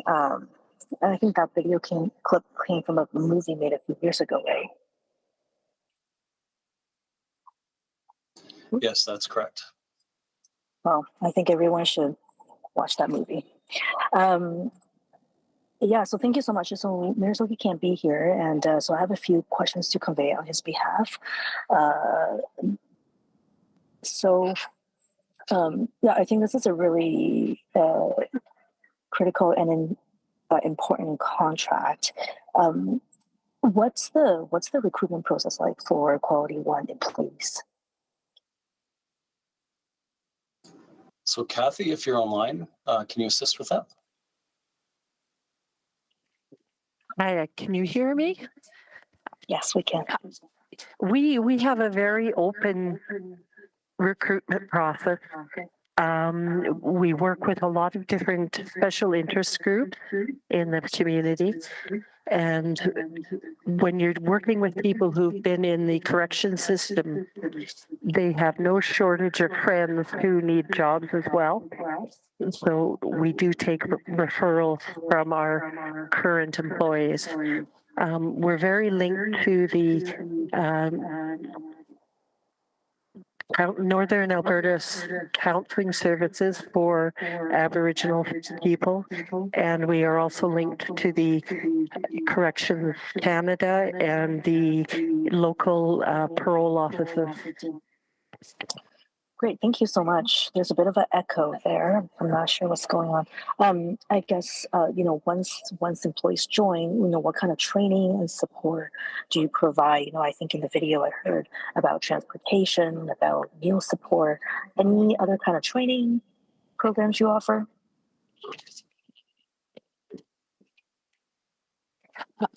I'm trying to get rid of the echo. I'm sorry.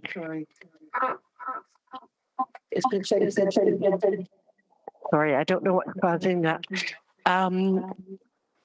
We train based. Sorry? We train based.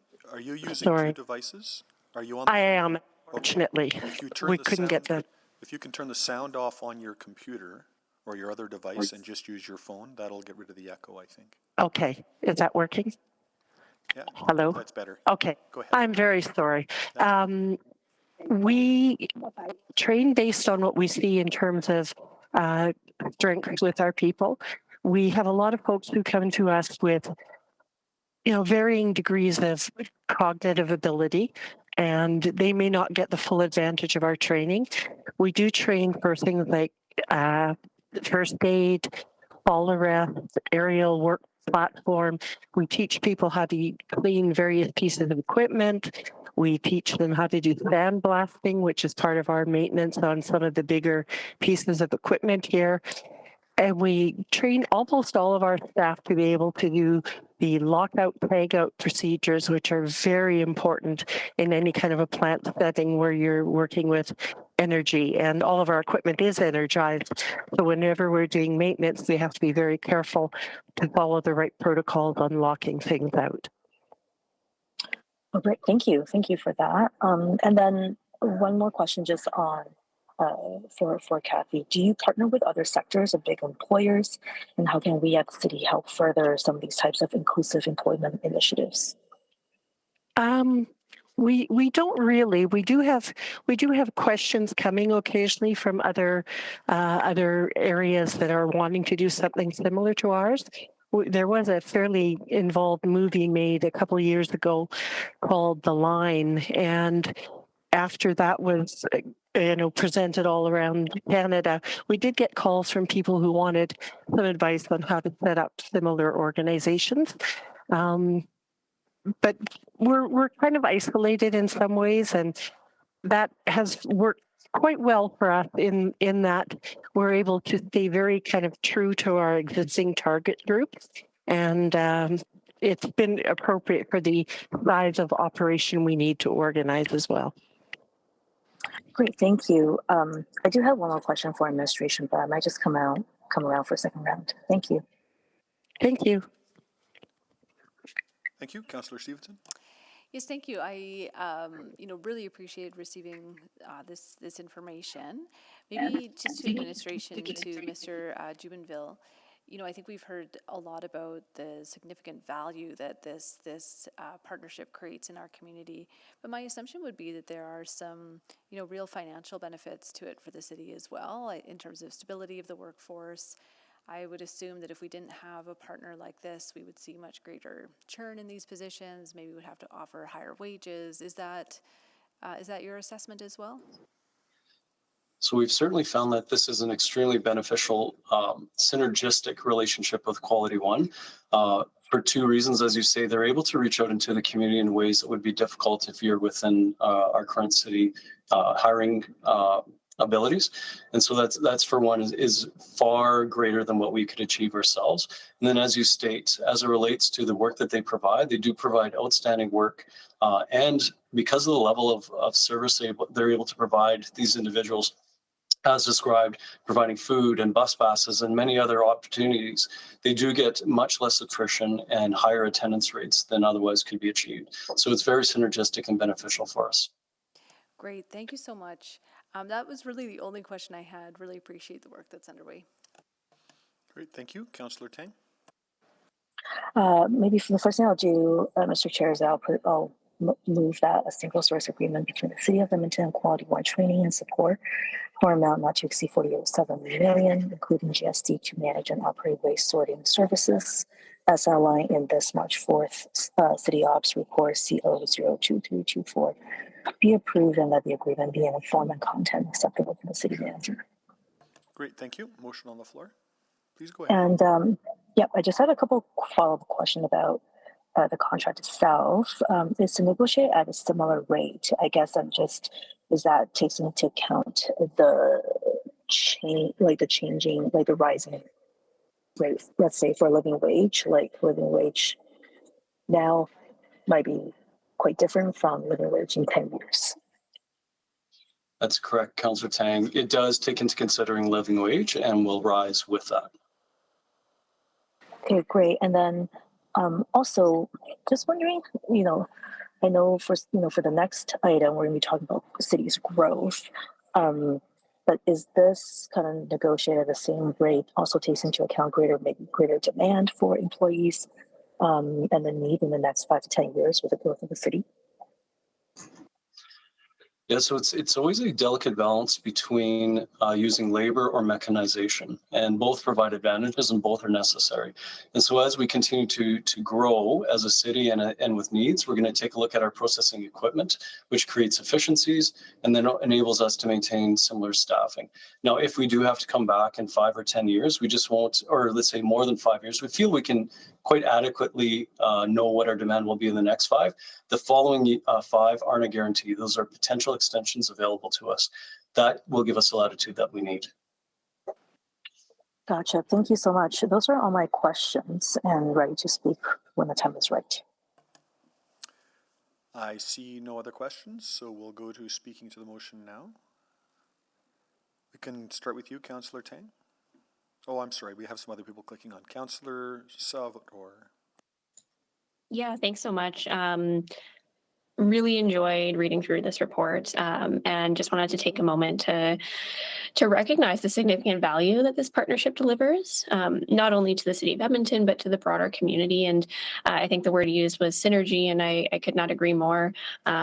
It's really impressive, being able to provide meaningful employment opportunities to folks who would otherwise face some pretty significant barriers to employment.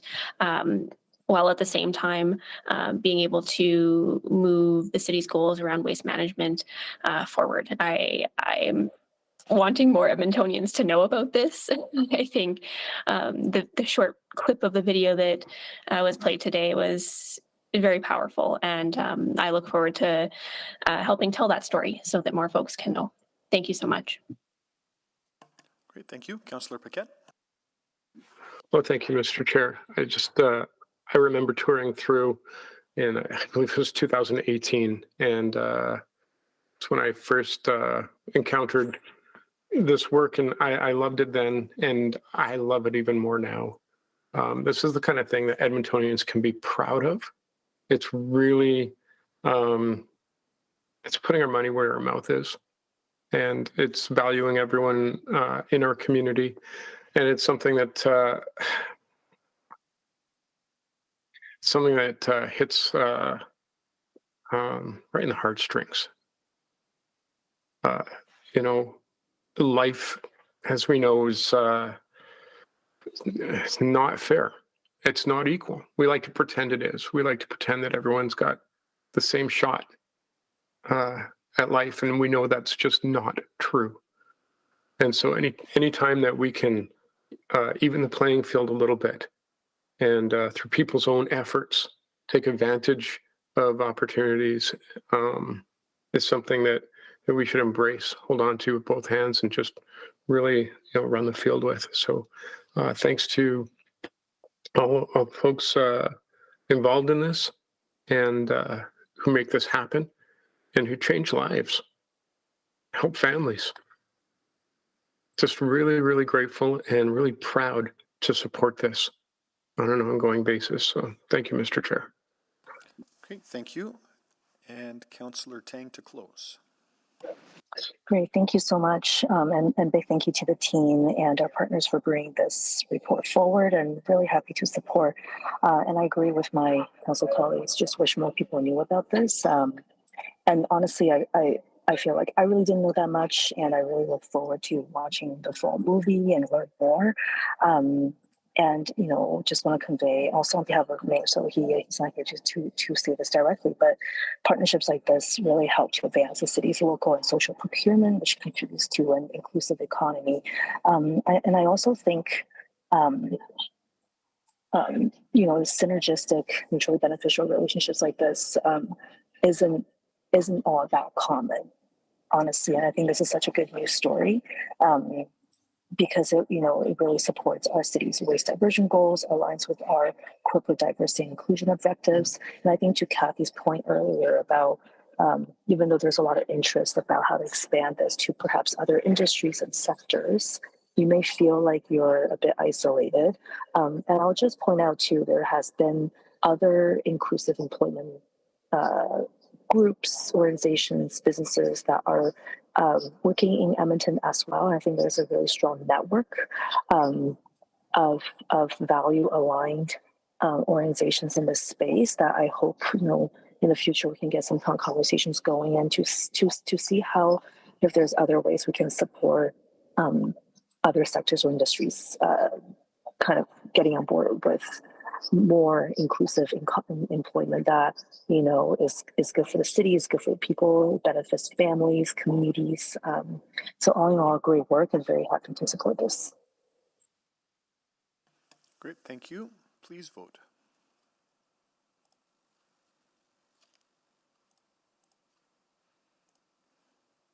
We have all the vote. Display the vote, please. That is carried.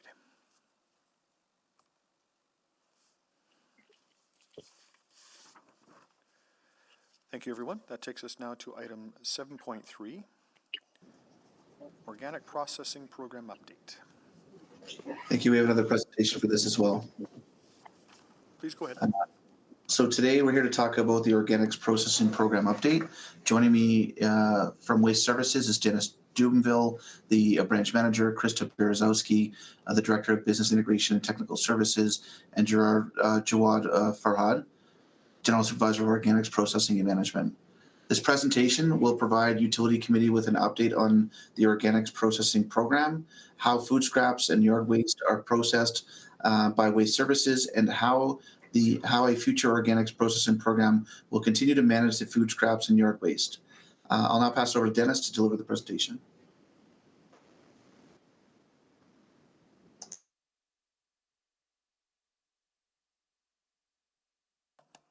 believe you're on mute, Dennis. Thank you. Oh, you'd think I'd know that by now. All right, so the city is moving towards a system where all residential food scraps and yard waste are separated out of garbage by residents before collection. Once collected by Waste Services, this organic waste must be processed. When organic waste breaks down in a landfill without oxygen, it produces methane, a significant contributor to our greenhouse gas emissions. When we're able to process the organic waste, either in an aerobic or anaerobic environment, we can achieve positive environmental outcomes, and we can help our community achieve a circular economy through the production of beneficial products such as compost. Next slide. Properly processing organic waste and keeping it out of the landfill is one of the most effective ways to reduce the city's greenhouse gas emissions. Methane is a greenhouse gas 25 times more harmful than carbon dioxide. And Environment Canada identified that waste management contributed to 20% of Canada's total methane emissions in 2021. Next slide. Organic waste is a term used to describe food scraps and yard waste. Depending on the type of organic waste, we transport it to the facility that will yield the best outcome environmentally and financially. Organic waste is processed in facilities at the Edmonton Waste Management Centre or by third-party processors. This is a simplified overview of how Waste Services distributes waste across its multiple facilities, and we've circled the main ones relevant to processing organics.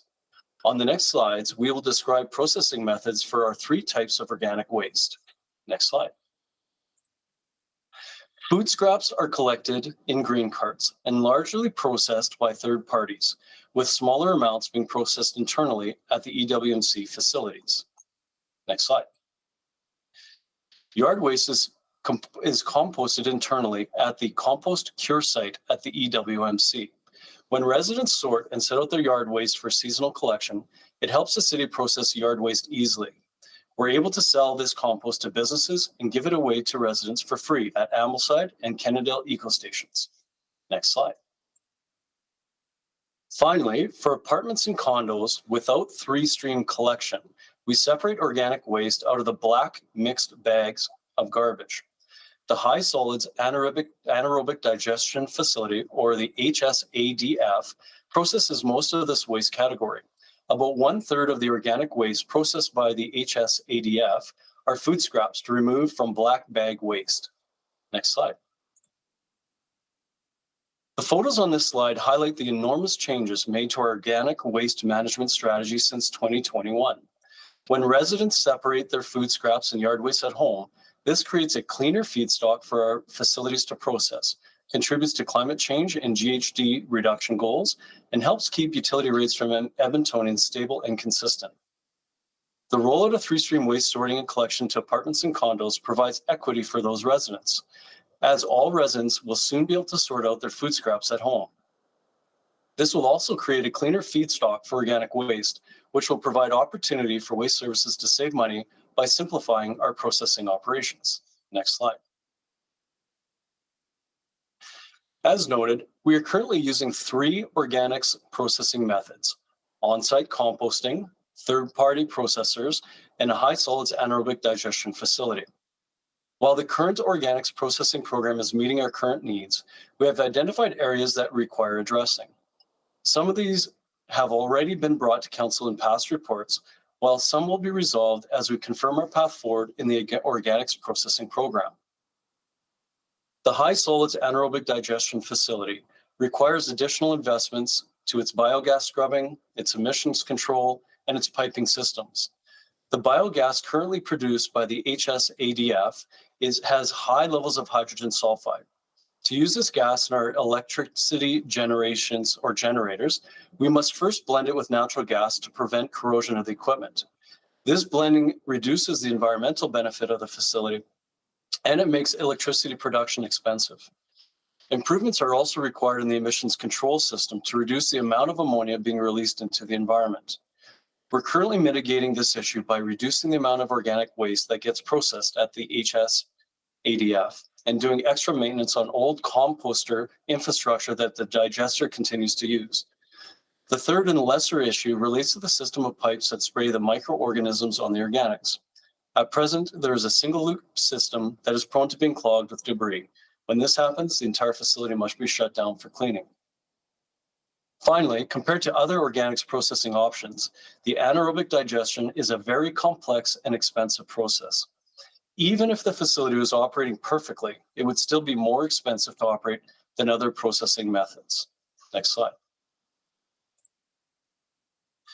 As Edmonton continues to grow, and we keep introducing three-stream waste collection to apartments and condos, we are projecting an increase in organic waste being collected by the city by 2027. We also anticipate that our organic waste will be much less contaminated, as all residents in Edmonton, both single-family and condo and apartment residents, will use their green organics containers. As such, we need to ensure our future program is aligned not only to the volume increase, but also aligned to the composition of the organic waste in the future. It is for this reason that we are here today, to introduce 3 options that we are currently assessing and will bring back to Utility Committee in September as the organics program's path forward. Next slide.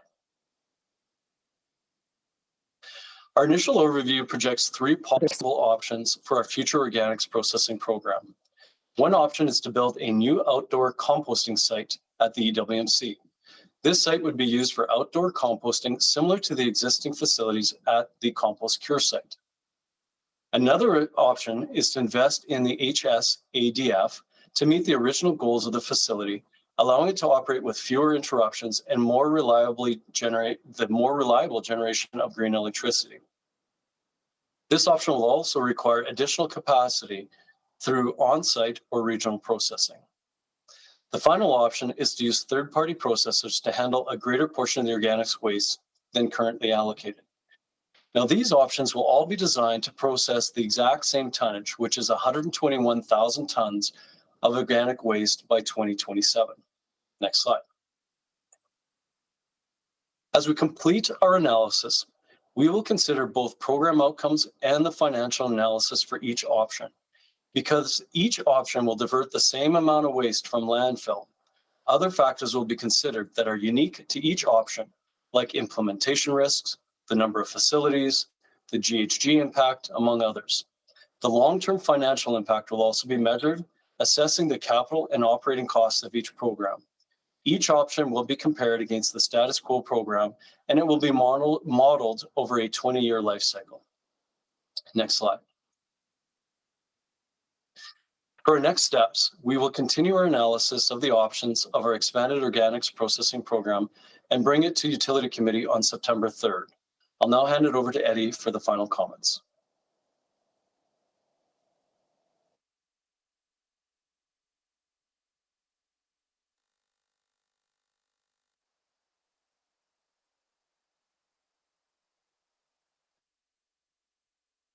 And I just pulled a Dennis Jubinville, kind of talking to myself in behind the scenes. I apologize.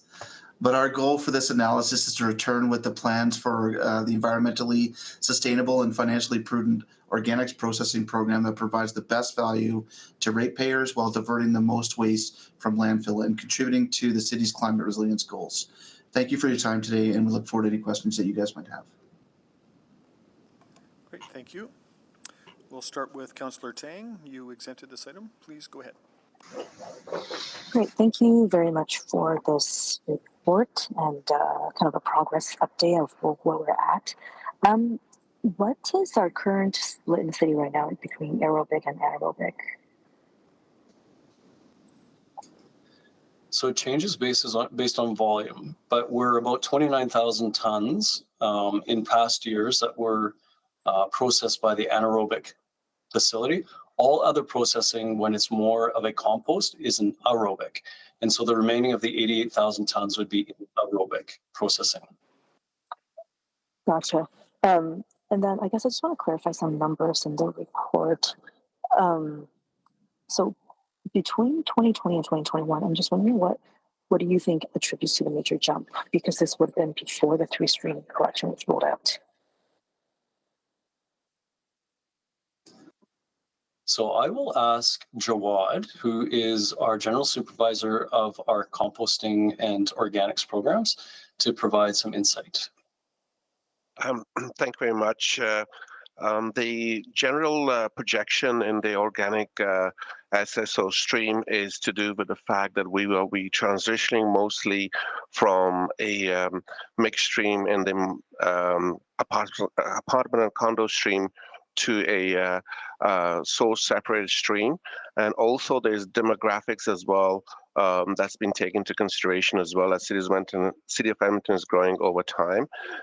So those different contributing factors are leading to a much more higher projection of the organic stream that needs to be processed.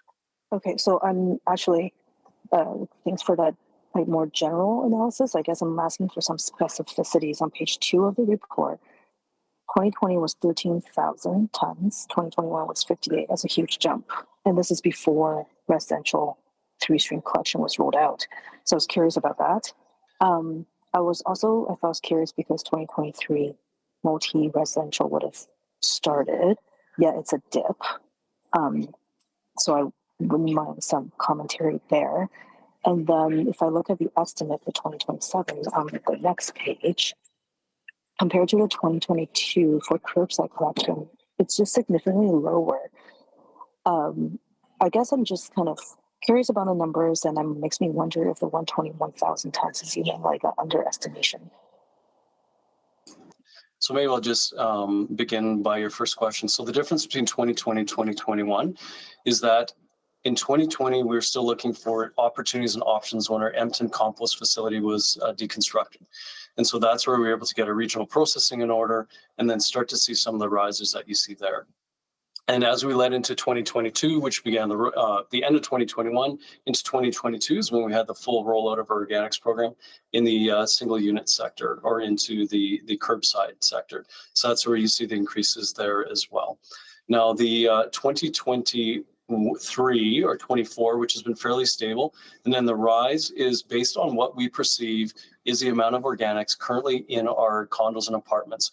And if we achieve the level of sorting that we anticipate we'll achieve, will bring us to the 121 and dealing with population growth as well of the city based on our economic factors leading forward.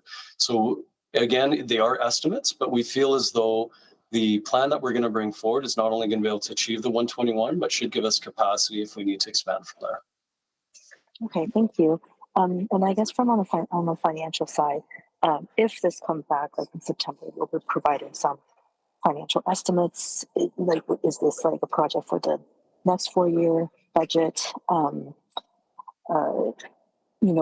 assuming this will be covered out of the waste budget. Or is this kind of, a debt conversation because the earliest wouldn't be 2028 given that we have reached our debt limit, right? Yeah, I think that's the intent of our return in September, is really to show that cost benefit for each of the options available to us and really recommend a path for council that would give you all that information that you just talked about. Okay, I guess final question, if I can sneak one in. What kind of, I guess I'm just on the anaerobic digester, what kind of upgrades has already been done?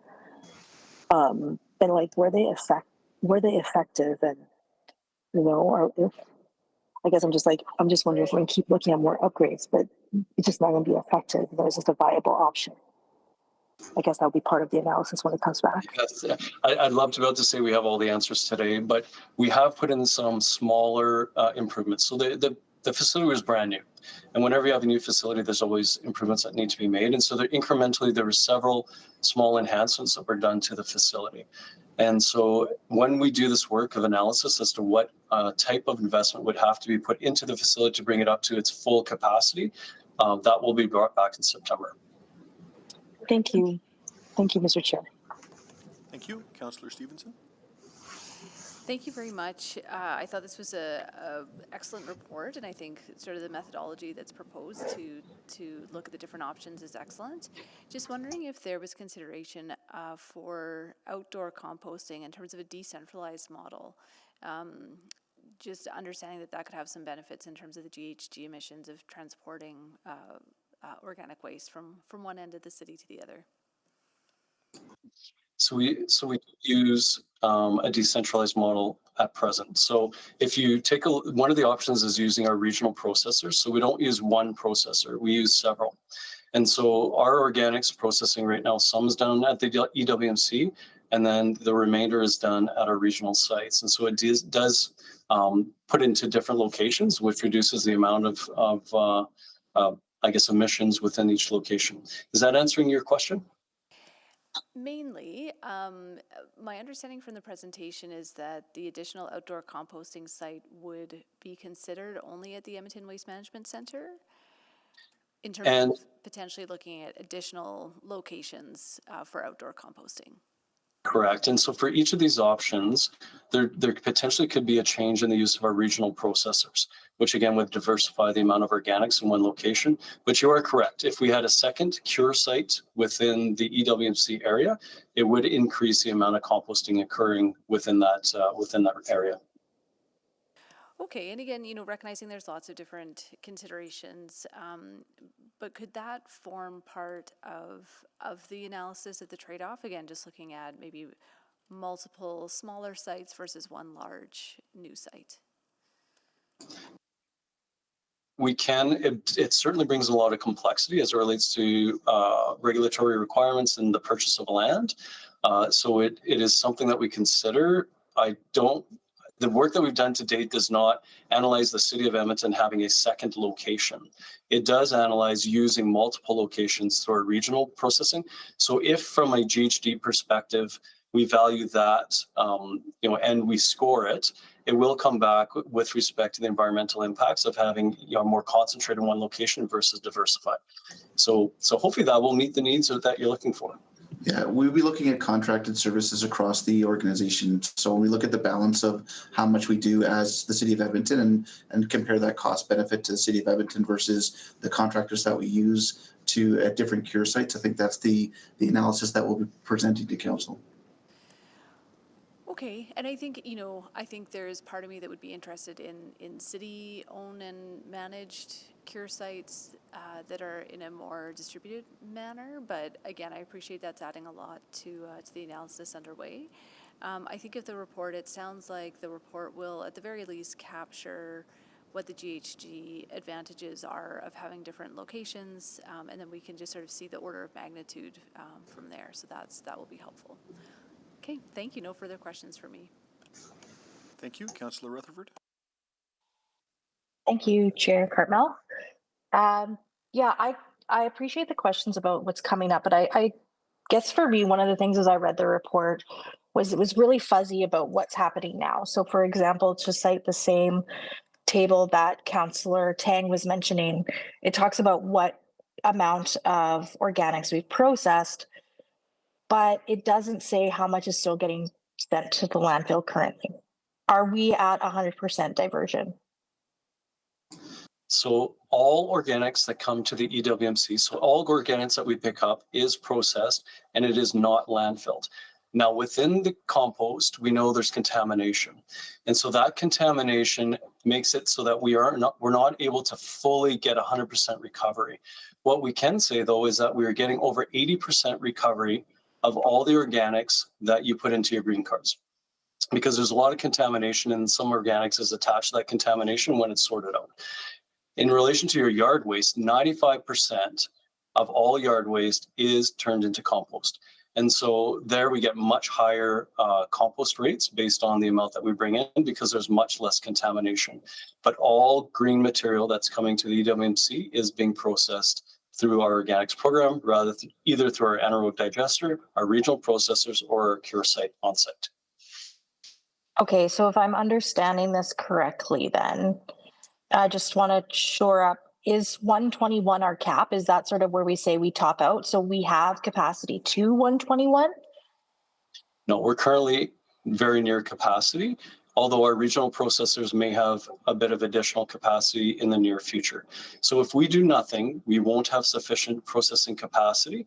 And that's why we are looking at our program now rather than later, as we see our condos and apartments going into an organics program. Yeah, I guess what's not making sense for me in this report, and I'm sorry if I'm just not getting it, is like, because this is saying by 2027 we're projecting this much, we won't have capacity for it, we've got a plan now. All of that is absolutely sound. But I guess if we're almost already at near capacity, there seems like there's going to be a gap between 2024 and 2027 still, in terms of waste that ends up landfilled. Not if we, so depending on the options that come in September, we can either increase the amount that we bring to our regional processors, or within that time, we can actually build the second cure site. Cure sites aren't difficult. They're basically cement pads with air blowing through them. And so that can be treated within that time, which will give us the capacity. Okay, so you're going to come in September then with your options, and also some that can be quickly implemented to increase capacity before 2027. Correct. Okay, that helps, because I was seeing sort of I was like, okay, we're okay now, we're not going to be okay then. I was getting fuzzy about that midpoint, so that mid time. So that helps with that. And let me just look at my questions one more time. And then I was going to ask too, with the report that's coming back in September, you mentioned that you'll have the 4 options outlined. It technically will be 3 options, right? So we have status quo and then 3 different options. Okay, so it'll be status, because that was my question. Is this plus status quo or including status quo? So you proactively answered my question. And is there any combination, or when you look at these 3 possible program options, are you looking at them in isolation or in combination thereof? Yeah, so for this presentation, we put it in simplicity, yet each of them shows a combination. And so there are varying amounts for each of the 3. None of the options that we have remove, let's say, regional processing or remove our current cure site. But then other than that, there are combinations that will come forward. And is there any producer responsibility components that will help fund some of this that we're anticipating? There's none. EPR relates to packaging. And so yeah, that's what I thought, but I was hopeful. Yeah, it's not. I wish it was, but it's not. Does it take off pressures on other parts of the utility that can be diverted to this? Yeah, absolutely. So EPR is going to hopefully bring a revenue source or a cost reduction to the utility, which enables us to do these types of programs. Okay, that helps. Okay, those are all my questions. Thank you, Mr. Chair. Thank you. Councillor Jant. Thank you. My math is a little fuzzy here. I'm trying to figure out how much organics went to landfill. That's really difficult, Councillor Jans, because let's say out of the 88,000 tons that we brought in, we know that approximately 81% of the food scrap material was diverted, meaning that 19% went to landfill. Now that 19%, it depends how contaminated it is, because a lot of that 19% could be plastics or other things that are put into the carts. Yet we do know that when we put it through our terminals and our machinery, some organics is stuck to that plastic and to that contamination. So to tell you specifically how much of the organics is going to landfill, I can't state that. But you can tell me about 80% of our organics are processed. Is that correct? I can tell you that 81% of our incoming food scraps material was diverted from landfill. Is there any jurisdiction that's batting higher than us, like 90 or 100? And how do they do it? Geez, that's a good question. I can come back to that. Not within our region, yet there's other cities like the city of Calgary has an organics program. So any city that's actually put together a program where they have green cart material and they process it, they'd be doing okay. Where Edmonton is unique is we include condos and apartments, and we're the only municipality that we know that includes those as residential.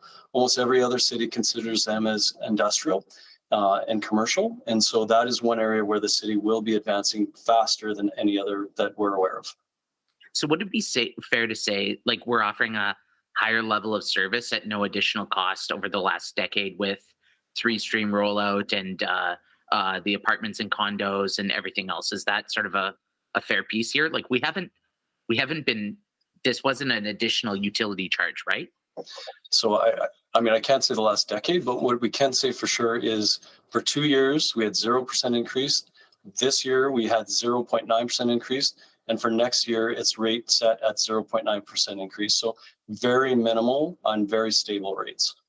And we're offering a higher level of service and more environmental outcomes. Yet I'd love to take it. I'd love to say yes, for sure. So we've maintained them stable, but our rates are still high. And so we're looking to achieve efficiencies to be able to maintain that rate either stable, or I wouldn't say we're going to try to lower the rate, but we're certainly going to try to maintain it stable so that our cost is more equivalent to some of the others that don't provide the same level of service. Right. Okay. And we'll be hearing more about all these options in, was that July when the report comes back? In September, we'll be providing the options and the impacts of those options. Okay. And well, like Councillor Stevenson, I was really interested in the opportunities for microsites or quadrant sites or something like that for the city. So I realize everything's on the table, so I won't be like right now and let you research, but certainly, yeah, this was very provocative. Thank you. Thank you. Councillor Paquette. Thank you, Mr. Chair, and thank you for this report, and really appreciate it. We're doing a far cry better than we were when we first encountered some of the ways we could improve way back in 2018. Things have gotten so much better, so thank you for that. I guess really it's not a question of if we can do something or not. It's a question of how much we want to invest. Is that fair to say? There's always trade-offs. And so, the amount you want to, we know that landfilling is the cheapest. And we know that if you want to get the very best at reducing emissions, it's the most expensive. And so where's the sweet spot? And that's what we're looking to achieve while still moving towards our goals. Right. So it's not any different from any other service the city of Edmonton provides, like snow service, for example, snow and ice control. We could clear all the roads within 24 hours if we were willing to make that investment. But the trade-off is $280 million, $350 million an appropriate amount to spend on snow clearing, right? So is that sort of the point you're making? Yeah, exactly the same. And also, I might have touched a nerve on Mr. Robar. Yeah, also the best approach for us to do that work. So I think for us, we're looking at how to maintain a stable utility rate, meet our GHG and climate action goals as far as the 25-year waste strategy goes. But as we transform the way that we're handling organics with the new CART program, is all of the tools that we have in place the best for us to manage those rates going forward and ensure that we're meeting those objectives and goals. Yeah, so we've got a three-stream system, which we've, I guess, sort of best practices across the industry for North America, but there are other jurisdictions that do multiple streams, right? And they probably have higher diversion rates because of it. But it's the investment and willingness of the public to engage in that. Is that fair to say? That is fair to say. As an example, in Europe, many of the nations are far, further advanced than we are. For them, it's probably due to need, the number of population for the size. Whereas we don't have that same. Like we have a lot of landfill availability. So that's not the point. The point is climate resilience. The point is doing something for our community and our country, and finding that balance. And I think what's most important here is not whether we can do it, is how can you do it most efficiently to keep your costs down so that people can afford it and achieve the very similar environmental goals. So we're trying to get that efficiency through this analysis as well. And with our feedstocks changing, we got to take that into consideration. Right, and we're doing this. All of this is because the public wants to see a reduction in waste to landfill. They want to see a more responsible stewardship. Absolutely. Yeah. Okay, so this is really fascinating stuff. I think it's amazing. I guess the last question I would have is when we're talking about all of this, there's never going to be a point where we reach 100% diversion, simply because garbage is garbage, and some of it is just not divertible at this point. I can't say never. I don't know what new technologies may emerge, but the number one way to reduce waste is to literally reduce waste, to create less waste and to consume less waste product, like things that create a lot of waste products. Is that about right? Yes, and there's a thing called the waste hierarchy. So if you want to go online, put it in, and reduce is and rethink and actually, having less waste for sure. Absolutely, number one. Yeah. So the recycle concept that was sort of sold as like, hey, don't worry, you can just recycle all your stuff.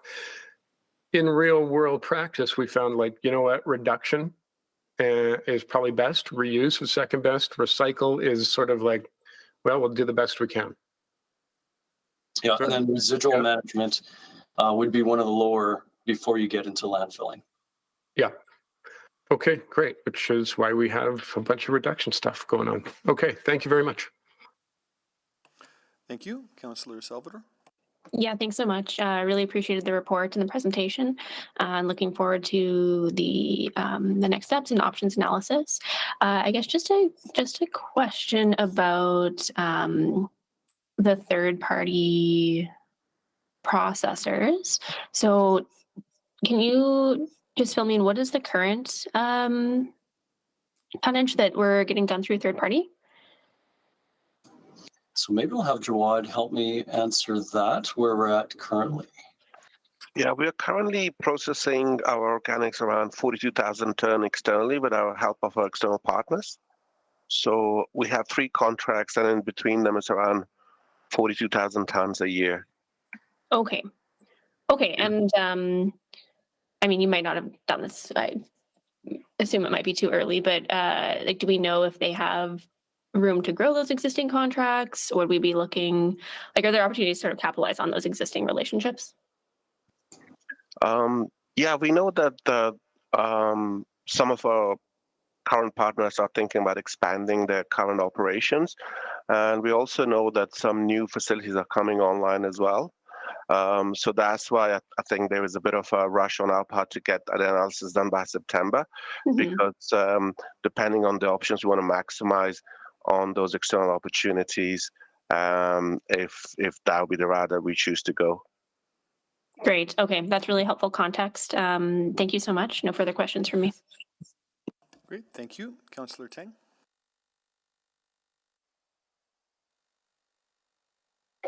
I'm just happy to put the motion on the table, and then to speak to it whenever. I'll move that the March 4th, 2024 City Operations Report CO 02064 be received for information.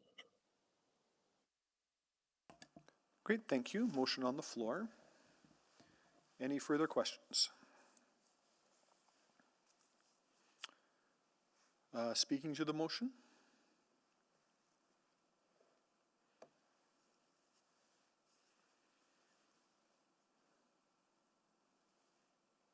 Just want to make sure I give everyone a chance. If no one, then Councillor Tang to close. Yeah, I just want to really thank the team for bringing this forward. I think growth, in my opinion, is probably the biggest issue facing cities and towns, big and small, across the province. Yet I see so many communities lacking the capacity or resource to face the realities of growth, and that's why I really appreciate a proactive approach on this issue from the waste team. That is really critical to meet our waste diversion, our growth, and our climate resilience goals. I'm looking forward to the September report and discussion. I understand that will be a really critical checkpoint. And I will be curious to know if there are other options or innovation that might pop up beyond the 3 that was highlighted today between now and then. Anyways, great work on this, and I look forward to the discussion later on. Thank you. Great, thank you. Please vote.